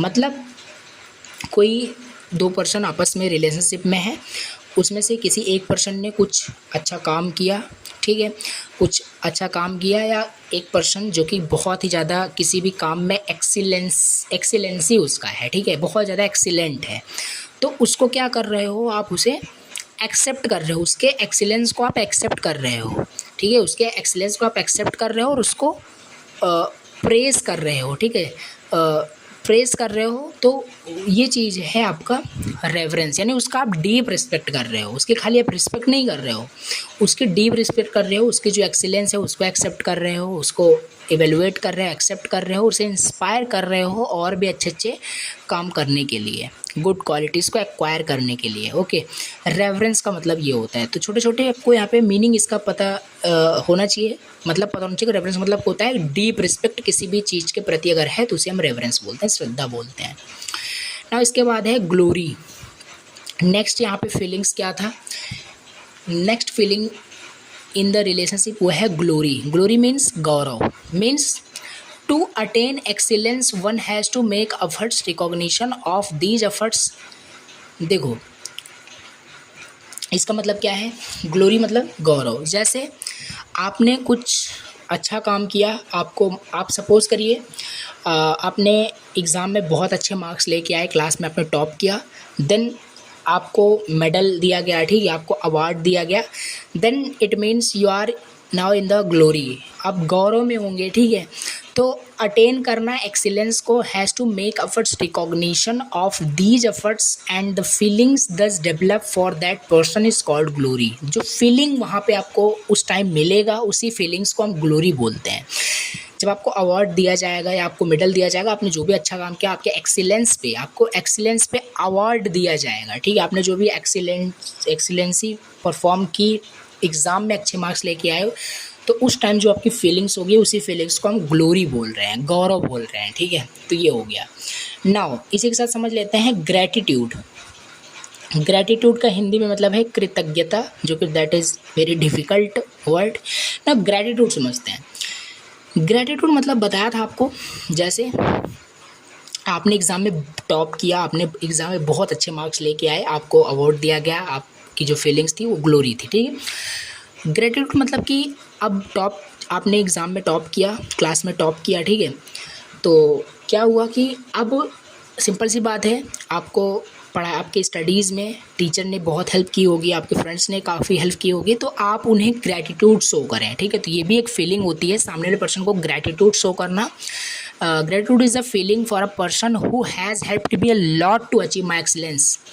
आपने कुछ achieve किया और उसे achieve करने में किसी person ने आपकी बहुत ज़्यादा हेल्प की है, तो उसे आप ग्रेटिट्यूड शो करें, यानी कि हार्टफुल थैंक्स बोलें to the other person, okay, who helped you a lot of in by achieving your excellency. Now example समझते हैं। In our life like we come across many teachers. यहाँ पे एक teacher का एग्जाम्पल दिया है जो हेल्प करते हैं, तो हमें उन मतलब टीचर्स को थैंक्स बोलना चाहिए कि उन्होंने हमारी हेल्प की। तो यही होता है आपका ग्रैटिट्यूड। ये भी एक तरीके की फीलिंग्स होती है रिलेशनशिप के अंदर, ठीक है। ग्रैटिट्यूड शो करते हो टीचर्स को, तो सिंपल सी बात है, टीचर से एक अच्छा रिस्पेक्ट बनेगा, अच्छा रिलेशनशिप बनेगा। तो ये सारे फीलिंग्स यहाँ पे है रिलेशनशिप में। And the last feelings in the relationship that is love, and this is complete value, okay. ये लास्ट वैल्यू होता है एंड कंप्लीट वैल्यू होता है। ऊपर के फिर से बताता हूँ, ऊपर के सारे वैल्यू, सारे जो फीलिंग्स है, जब कंप्लीट हो जाएगा, वो फुलफिल हो जाएगा, देन ये चीज़ आपका आने वाला है, ये पहले नहीं आ सकता। जबकि नोशन या मिसअंडरस्टैंडिंग अगर हम लोगों के बीच में सोचें तो वो पहले यही आता है, ठीक है। लोग बोलते हैं कि डायरेक्टली बोलते हैं कि डायरेक्टली कि मैं सामने वाले पर्सन को लव करता हूँ, ठीक है। जबकि ऊपर के में भी हो सकता है कि उसके रिस्पेक्ट ही ना कर रहे हैं, उसका केयर ही ना कर रहे हैं, उसके ऊपर ट्रस्ट ही ना कर रहे हैं, बट बोल रहे हैं कि मैं सामने वाले पर्सन से लव करता हूँ, ओके। तो ये चीज़ आप यहाँ पे हम समझते हैं। इसकी एक्चुअल मतलब क्या होती है, देखो लव भी एक तरीके की फीलिंग्स होती है और involvement with the entire existence with other. यानी देखो लव की एक अच्छी मीनिंग डेफिनेशन समझते हैं एक्चुअल में इसका मतलब क्या है। तो love is the feeling of being related to the everyone to all, ठीक है। सामने वाले पर्सन से पूरी तरीके से क्या हो जाना, रिलेट हो जाना। देन बोला जाएगा क्या है कि you are in love to the other person, like it starts from affection. देखो ये जो लव होता है ये कहाँ से स्टार्ट होता है एंड कैसे कन्वर्ट होता है इनटू द लव, ये समझ लेते हैं थोड़ा सा टॉपिक। आप देखिए, इट स्टार्ट्स फ्रॉम अफेक्शन, ये अफेक्शन से स्टार्ट होता है। अफेक्शन में मतलब क्या मीन्स कि deep respect to the other person. आप सामने पर्सन की जब डीप रिस्पेक्ट करने लग जाते हैं, देन ये पहला क्षण होता है to convert into the love. ये आपका अफेक्शन से स्टार्ट होता है। इफ़ दिस फीलिंग्स, ये जो फीलिंग्स है जब एक्सपेंड होती है, जो अफेक्शन, ये जो फीलिंग है जब बढ़ता है to many and ultimately to all, it is the feeling of love. Then ये फीलिंग जब एक्सपेंड हो जाता है, अफेक्शन की फीलिंग जब बढ़ जाता है, तो वो आपका लव में कन्वर्ट हो जाता है। The love is called complete value in any relation. और किसी भी रिलेशनशिप में जो लव होता है वो कंप्लीट वैल्यू होता है। कंप्लीट वैल्यू का मतलब कि अगर सामने वाले पर्सन को बोल रहे हो कि आप उसे लव करते हो, इट मीन्स कि सारे वैल्यू को, जो ग्लोरी था, ग्रेटिट्यूड था, केयर था, ट्रस्ट था, रिस्पेक्ट था, ये सब फॉलो आप कर रहे हो, फुलफिल कर रहे हो, देन बोला जाएगा कि ये ट्रू मीनिंग आपका है लव का। तो ये चीज़ हमने यहाँ पे देखा। ओके, तो ये हो गया आपका फीलिंग्स इन रिलेशनशिप। ठीक है, देखते हैं कितनी फीलिंग्स थी यहाँ पे, एक बार फिर से देख लेते हैं। सारे फीलिंग्स को यहाँ पे हमने डिस्कस किया। ठीक है, एक सेकंड, देखिए ये सारी चीज़ें हमें, जितने फीलिंग्स थे, guidance, care, affection, respect, reference, glory and gratitude and love, ये सारी चीज़ें हमने यहाँ पे डिस्कस की। अब इसके बाद यहाँ पे हम थोड़ा सा एक छोटा सा टॉपिक देखते हैं, difference between love and infatuation. Love and infatuation, ये टॉपिक देखते हैं। ये टॉपिक आपके सिलेबस में मेंशन किया गया है। देखिए यूनिट 3 पे हम थे। यूनिट 3 में आपका ये है डिफरेंस बिटवीन, एक सेकेंड, देखिए टॉपिक आपका कहाँ पे है, एक सेकेंड, आपका लव एंड इन्फैटुएशन में डिफरेंस। ओके, तो काफ़ी सारे इसमें टॉपिक्स लिखे हुए हैं। ठीक है, तो देखो ये है आपका difference between intention and competition, ये तो डिस्कस ही किया, जस्ट ऊपर हमने देखा था।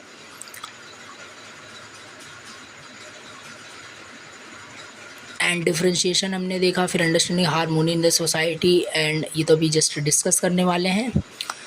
तो यहाँ पे हम समझते हैं अब लव एंड इन्फैटुएशन में डिफरेंस क्या होता है।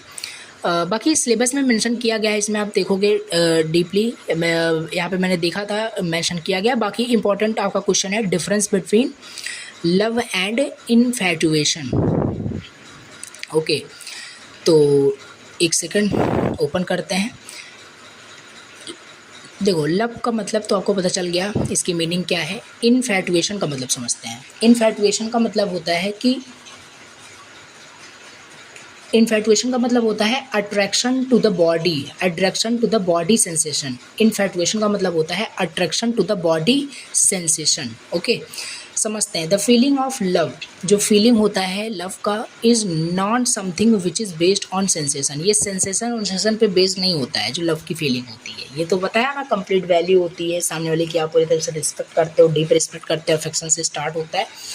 तो ये सेंसेशन से रिलेट नहीं करता है, जबकि इन्फैटुएशन सेंसेशन से ही रिलेट करता है। बॉडी के बेसिस पे अट्रैक्शन होता है, तो वो इन्फैटुएशन उसे हम बोलते हैं। If there is a feeling on the basis of sensation, this is the case of infatuation. यानी बॉडी के सेंस करने से जो अट्रैक्शन होता है, जो फीलिंग जनरेट होती है, उसे हम लव नहीं बोलेंगे, उसे हम इन्फैटुएशन बोलते हैं। ठीक है, वो इन्फैटुएशन का केस हो सकता है।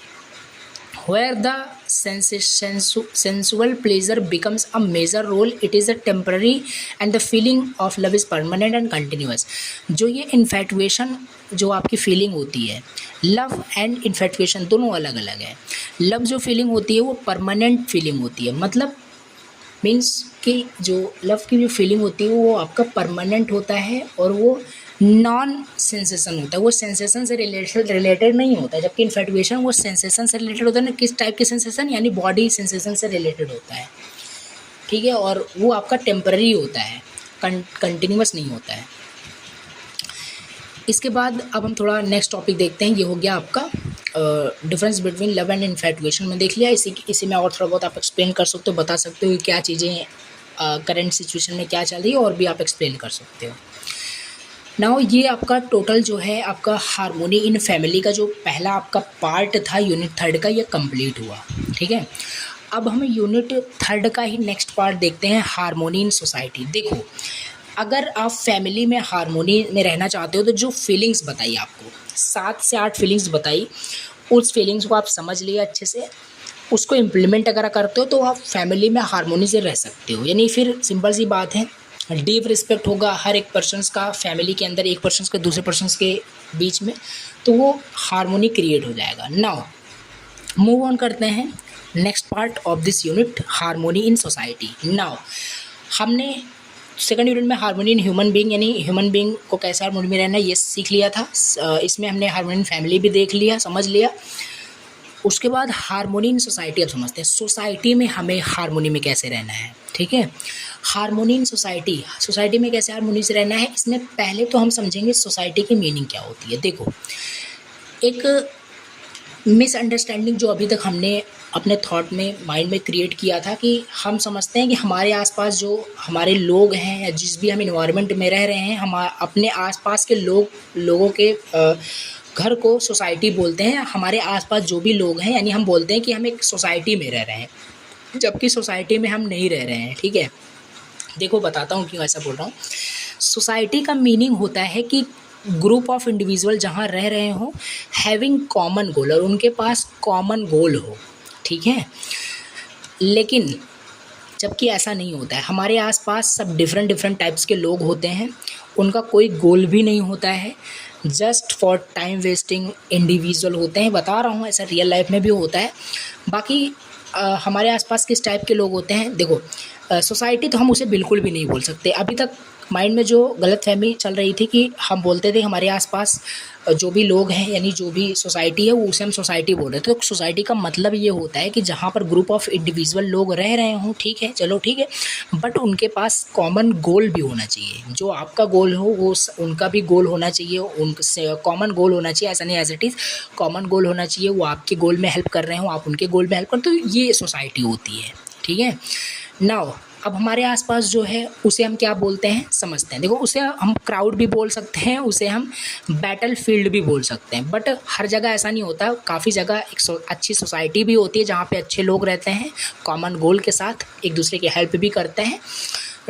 तो सेकंड, यहाँ पे क्राउड का मतलब समझते हैं। क्राउड मतलब कि group of individual having different गोल, मतलब ग्रुप ऑफ इंडिविजुअल रह रहे हैं, बट हर एक पर्सन का डिफरेंट गोल है। हर एक पर्सन का डिफरेंट, अगर आप एक ऐसी सोसाइटी, मतलब एक आप ऐसे इन्वायरमेंट में रह रहे हैं जहाँ पे बहुत सारे लोग हैं ऐसे इन्वायरमेंट में, और उन सबका डिफरेंट गोल है, उन सब का क्या है, डिफरेंट गोल है, देन आप सोसाइटी आप उसे नहीं बोलेंगे, उसे आप क्राउड बोलेंगे। ठीक है, group of individual having different goal, this is called crowd. Okay, एक सेकेंड।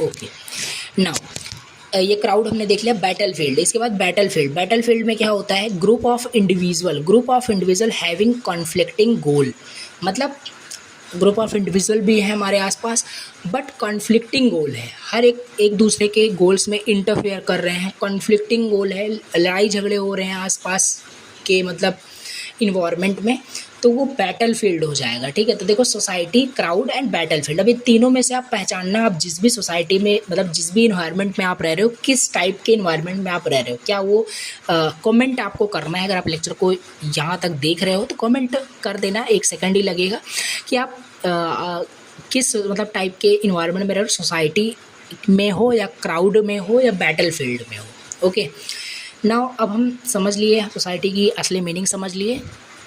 अब इसके बाद हम समझते हैं कॉमन कम्प्रिहेंसिव ह्यूमन गोल क्या क्या है। कॉमन कम्प्रिहेंसिव ह्यूमन गोल, तो देखो ये क्वेश्चन डायरेक्टली आपसे पूछा जाता है, एक्सप्लेन करिए कम्प्रिहेंसिव ह्यूमन गोल क्या क्या होते हैं, कम्प्रिहेंसिव ह्यूमन गोल क्या क्या होते हैं। और अब इसे हम विथ टेबल अच्छे से समझते हैं। देखो, टेबल अगर आप अच्छे से एग्ज़ाम में बनाते हो तो फिर थ्योरी तो आप खुद भी लिख सकते हो। ठीक है, तो हम यहाँ पे टेबल तो समझेंगे, थ्योरी भी मैं आपको बताऊंगा, बट टेबल को अच्छे से समझ लेना है, फिर आप थ्योरी खुद भी राइट कर सकते हो। टॉपिक क्या था, कम्प्रिहेंसिव ह्यूमन गोल क्या क्या होते हैं। तो कम्प्रिहेंसिव ह्यूमन गोल पहला आपका होता है राइट अंडरस्टैंडिंग, ऐसे बॉक्स बना के लिखना है। पहला आपका right understanding and right feeling, ये पहला गोल होता है कम्प्रिहेंसिव ह्यूमन गोल में। पहला right understanding and right feelings in every individual, ये ह्यूमन का गोल होता है, कम्प्रिहेंसिव ह्यूमन गोल होता है कि एवरी इंडिविजुअल के बीच क्या हो, राइट अंडरस्टैंडिंग हो, राइट फीलिंग्स हो। सेकंड गोल है प्रॉस्पेरिटी होना चाहिए, हर फैमिली के अंदर प्रॉस्पेरिटी, मतलब हर फैमिली प्रॉस्पेरस होना चाहिए, सेकंड गोल। एंड थर्ड आपका ट्रस्ट, यहाँ पे थोड़ा स्पेलिंग करेक्ट करना, ट्रस्ट। ओके, तो ट्रस्ट होना चाहिए सोसाइटी में, ये थर्ड गोल हो गया।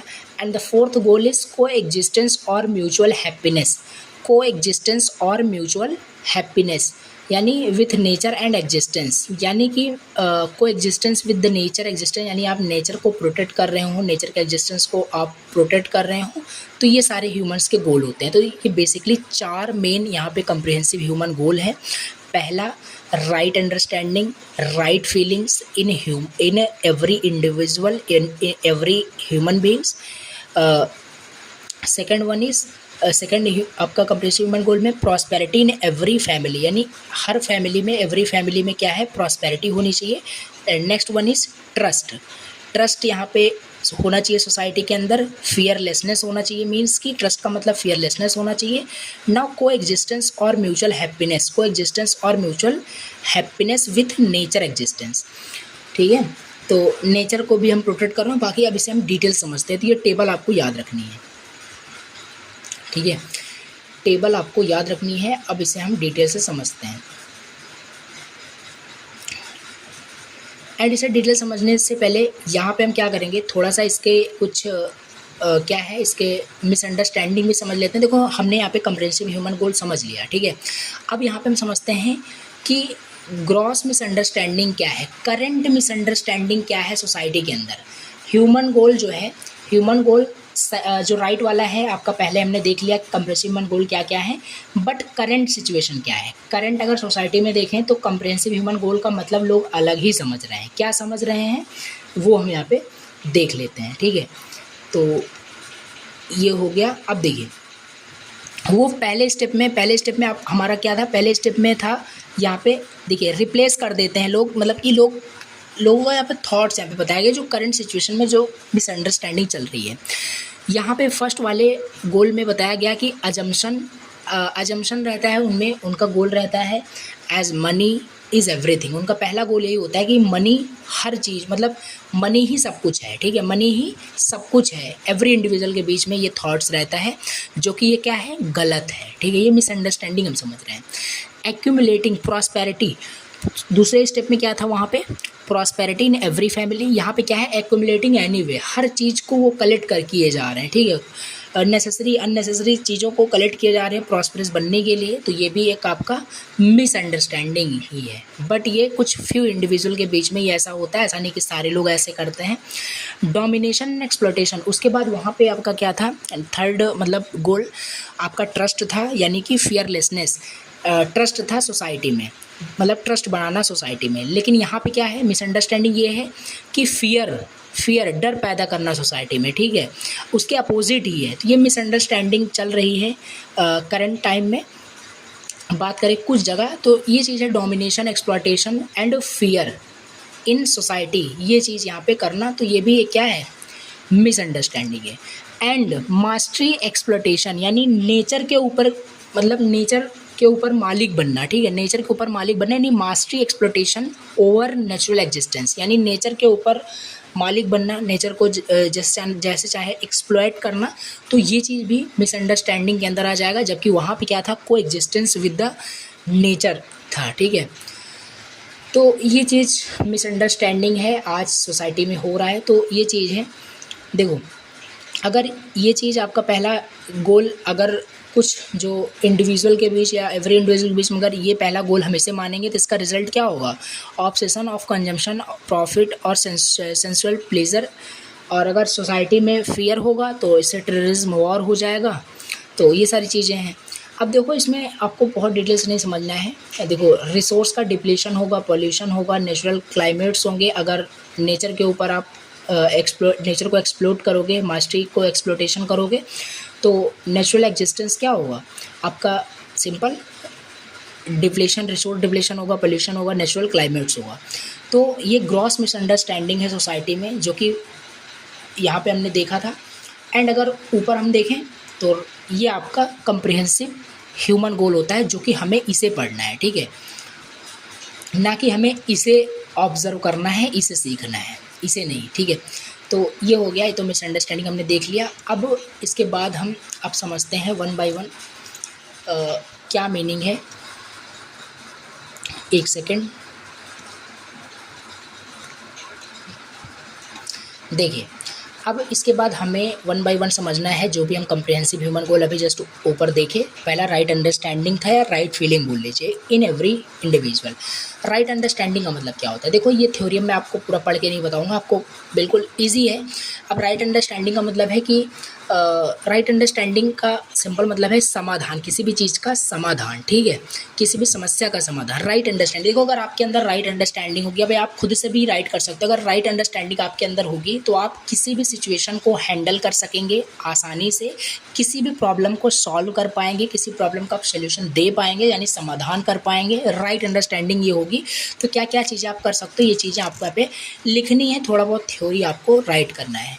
If we are able to analyze the particular situation in right way, then we can easily come out our troubles and contribute towards self development। ठीक है, right understanding होगी तो सेल्फ डेवलपमेंट भी होगा, self development होगा तो society भी हमारी सही रहेगी। अगर खुद के अंदर राइट अंडरस्टैंडिंग नहीं होगी तो जिस सोसाइटी में हम रह रहे हैं सोसाइटी भी पूरी उस तरीके से हम क्रिएट कर देंगे। तो राइट अंडरस्टैंडिंग ये इंपॉर्टेंट है। अब इसी में बहुत सारी चीज़ें आप लिख सकते हो, ठीक है।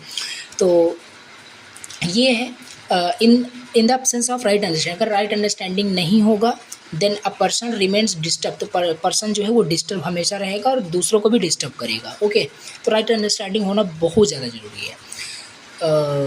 नेक्स्ट यहाँ पे क्या था, प्रॉस्पेरिटी इन एवरी फैमिली। क्या है प्रॉस्पेरिटी इन एवरी फैमिली, यानी प्रॉस्पेरिटी का सिंपल मतलब क्या है? प्रॉस्पेरिटी का मतलब है समृद्धि, ठीक है। ये चीज़ हमने यूनिट फर्स्ट के अंदर देखा था, जब 4S कंसेप्ट हमने देखा था, तो जाके आप देख सकते हो अच्छे से, ठीक है। तो समृद्धि का मतलब क्या होता है कि it should be the goal of every individual to work for the prosperity of the family, यानी यहाँ पे प्रॉस्पेरिटी इन फैमिली का मतलब है कि समृद्धि it should be the goal of every individual. हर एक इंडिविजुअल का जो फैमिली में रह रहा है वो वर्क कर रहा हो to be the prosperous of the family, family को प्रॉस्पेरिटी में करने के लिए, प्रॉस्पेरस बनने के लिए वर्क कर रहा हो, फैमिली के लिए वर्क कर रहा हो। तो family is a fundamental social unit, a family is prosperous. Family आपका प्रॉस्पेरस होगा जब it is able to, when it is able to identify its need and also able to produce और achieve more than its requirement. Okay, so prosperity of a society is directly linked with prosperity in every family। तो ये चीज़ है prosperity of a society. Society की जो prosperity है वो directly link रहता है प्रॉस्पेरिटी ऑफ द फैमिली। अगर फैमिली प्रॉस्पेरस रहेगी तो सोसाइटी बिल्कुल प्रॉस्पेरस हो जाएगी, ठीक है। तो ये चीज़ है, हर फैमिली अगर प्रॉस्पेरस हो जाता है तो ओवरऑल सोसाइटी भी आपका प्रॉस्पेरस हो जाएगा, यानी समृद्ध हो जाएगा। एंड प्रॉस्पेरिटी की मीनिंग क्या होती है? प्रॉस्पेरिटी मतलब कि हैविंग मोर देन रिक्वायरमेंट, मतलब जितना रिक्वायर्ड है उससे ज़्यादा अगर कुछ चीज़ें हो जाती है यानी वो आपका प्रॉस्पेरिटी का मतलब है। इसके बाद नेक्स्ट यहाँ पे था आपका कम्प्रिहेंसिव ह्यूमन गोल में फियरलेसनेस और trust in society. Trust in society मतलब कि फियर या suspicion and hate are the few which feed the flame, एक सेकेंड, फ्लेम ऑफ कम्युनियल एक सेकेंड डिसहार्मनी कन्फ्लिक्ट्स। देखो थोड़ा सा यहाँ पे जो वर्ड्स है थोड़ा सा डिफ़िकल्ट एंड बहुत ज़्यादा टेक्निकल यहाँ पे लिखा हुआ है, मे बी थोड़ा सा मिस्टेक भी हो सकता है यहाँ पे। I think these are like wrong words लिखा हुआ है, इसकी कोई मीनिंग्स नहीं बन रही है। देखो कुल मिला के यहाँ पे मैं आपको बताता हूँ जो ट्रस्ट इन सोसाइटी में मतलब क्या है कि सोसाइटी में ट्रस्ट होना चाहिए, ठीक है। So there should be a feeling of trust, trust की एक फीलिंग्स होनी चाहिए। The society to be bring lasting harmony, अगर ट्रस्ट नहीं रहेगा तो हारमोनी में सोसाइटी नहीं रह पाएगा। So this can come through recognition oneness mankind where every members feels himself related to others. And trust का मतलब हमने ऑलरेडी देखा क्या होता है, ट्रस्ट का मतलब ऑलरेडी समझा। तो ये चीज़ है ट्रस्ट इन सोसाइटी। ये आपको थोड़ा सा थ्योरी यहाँ पे लिखना है कि ट्रस्ट का मतलब क्या है, ट्रस्ट इन सोसाइटी में अगर होगा तो क्या सोसाइटी कैसे रहेगी, ये चीज़ लिखना है। तो फियरलेसनेस जो होता है इज़ द क्वालिटी, फियरलेसनेस और ट्रस्ट दोनों एक ही है, ठीक है। तो fearlessness is the quality of mind which develop mutual trust, जो डेवलप करता है म्यूचुअल ट्रस्ट। अब देखो इसमें उतना डिटेल से यहाँ पे मैं नहीं बता रहा हूँ, क्योंकि इसको थोड़ा बहुत आप खुद से भी आप राइट कर सकते हो। आपको चीज़ें ट्रस्ट का मतलब डिटेल्स मैंने बता ही रखा है और सोसाइटी का मतलब बता रखा है, तो दोनों कंबाइन करके आपको खुद से ही राइट करना है एग्ज़ाम में। तो इसके बाद हम देखते हैं को एग्जिस्टेंस विथ नेचर। को एग्जिस्टेंस विथ नेचर नेक्स्ट यहाँ पे ह्यूमन गोल है, को existence with nature mutual happiness. ठीक है, ये समझते हैं। देखिए, तो को existence with nature mutual happiness यानी क्या है। देखो, जो नेचर है वो 4 चीज़ों से मिलकर बना है। जो नेचर होता है, ये हम यूनिट 4 में अच्छे से डिटेल समझेंगे। जो नेचर है वो 4 चीज़ों से मिलकर बना है। पहला मटेरियल ऑर्डर, दूसरा प्राणिक order, third animal order, fourth human order. ठीक है, 4 चीज़ों से मिलकर बना है। ये डिटेल से हम समझेंगे। ये तो हमने नेचर समझ लिया। को एग्जिस्टेंस विथ नेचर समझने से पहले नेचर 4 चीज़ों से मिलकर बना है, मटेरियल ऑर्डर, प्राणिक order, animal order, human order. Okay, 4 चीज़ों से मिलकर बना है। नाउ को एग्जिस्टेंस का मतलब क्या है। को एग्जिस्टेंस का मतलब है सह-अस्तित्व। मीन्स जब ये आपस में चारों जब कंबाइन होते हैं, काम करते हैं, कोएग्जिस्ट होते हैं, देन एक नेचर क्रिएट होता है। नाउ यहाँ पे लिखा है कोएग्जिस्टेंस का मीन होता है कि learning to live together. Coexistence का मतलब होता है कि लर्निंग टू लिव टुगेदर, के साथ साथ रहना, ये सीखना, दैट लर्न करना कि कैसे साथ साथ रहें, that is coexistence. To works together, to live together, it implies refers a positive relationship of mutual fulfillment of human being with the rest of 3 order of nature. The 3 order of nature are like ऊपर हमने mention किया है, जो 3 order of the nature या 4 order of nature बोलिए, ये सारे हैं। ठीक है, तो को एग्जिस्टेंस यही है। तो यहाँ पे this leads to prosperity in human being as well as the protection of enrichment of rest of the nature. तो coexistence means to learn to live together, means कि प्रोटेक्शन ऑफ द इन्वायरमेंट कर रहे हो, protection of the nature कर रहे हो। Coexistence with the nature यानी mutual happiness का मतलब ये है, ऐसा नहीं है कि जो हमने मिसअंडरस्टैंडिंग के अंदर देखा था, मैस्ट्री एक्सप्लोटेशन कर रहे हो, नेचर को एक्सप्लोट कर रहे हो, रिसोर्स डिप्लीशन हो रहा है, पोल्यूशन हो रहा है, तो ये चीज़ नहीं होनी चाहिए। ठीक है, तो ये हमने देख लिया। अब इसके बाद यहाँ पे नेक्स्ट टॉपिक देखते हैं। ये हो गया आपका कंप्रिहेंसिव ह्यूमन गोल। नेक्स्ट टॉपिक यहाँ पे देखते हैं डायमेंशन ऑफ ह्यूमन ऑर्डर।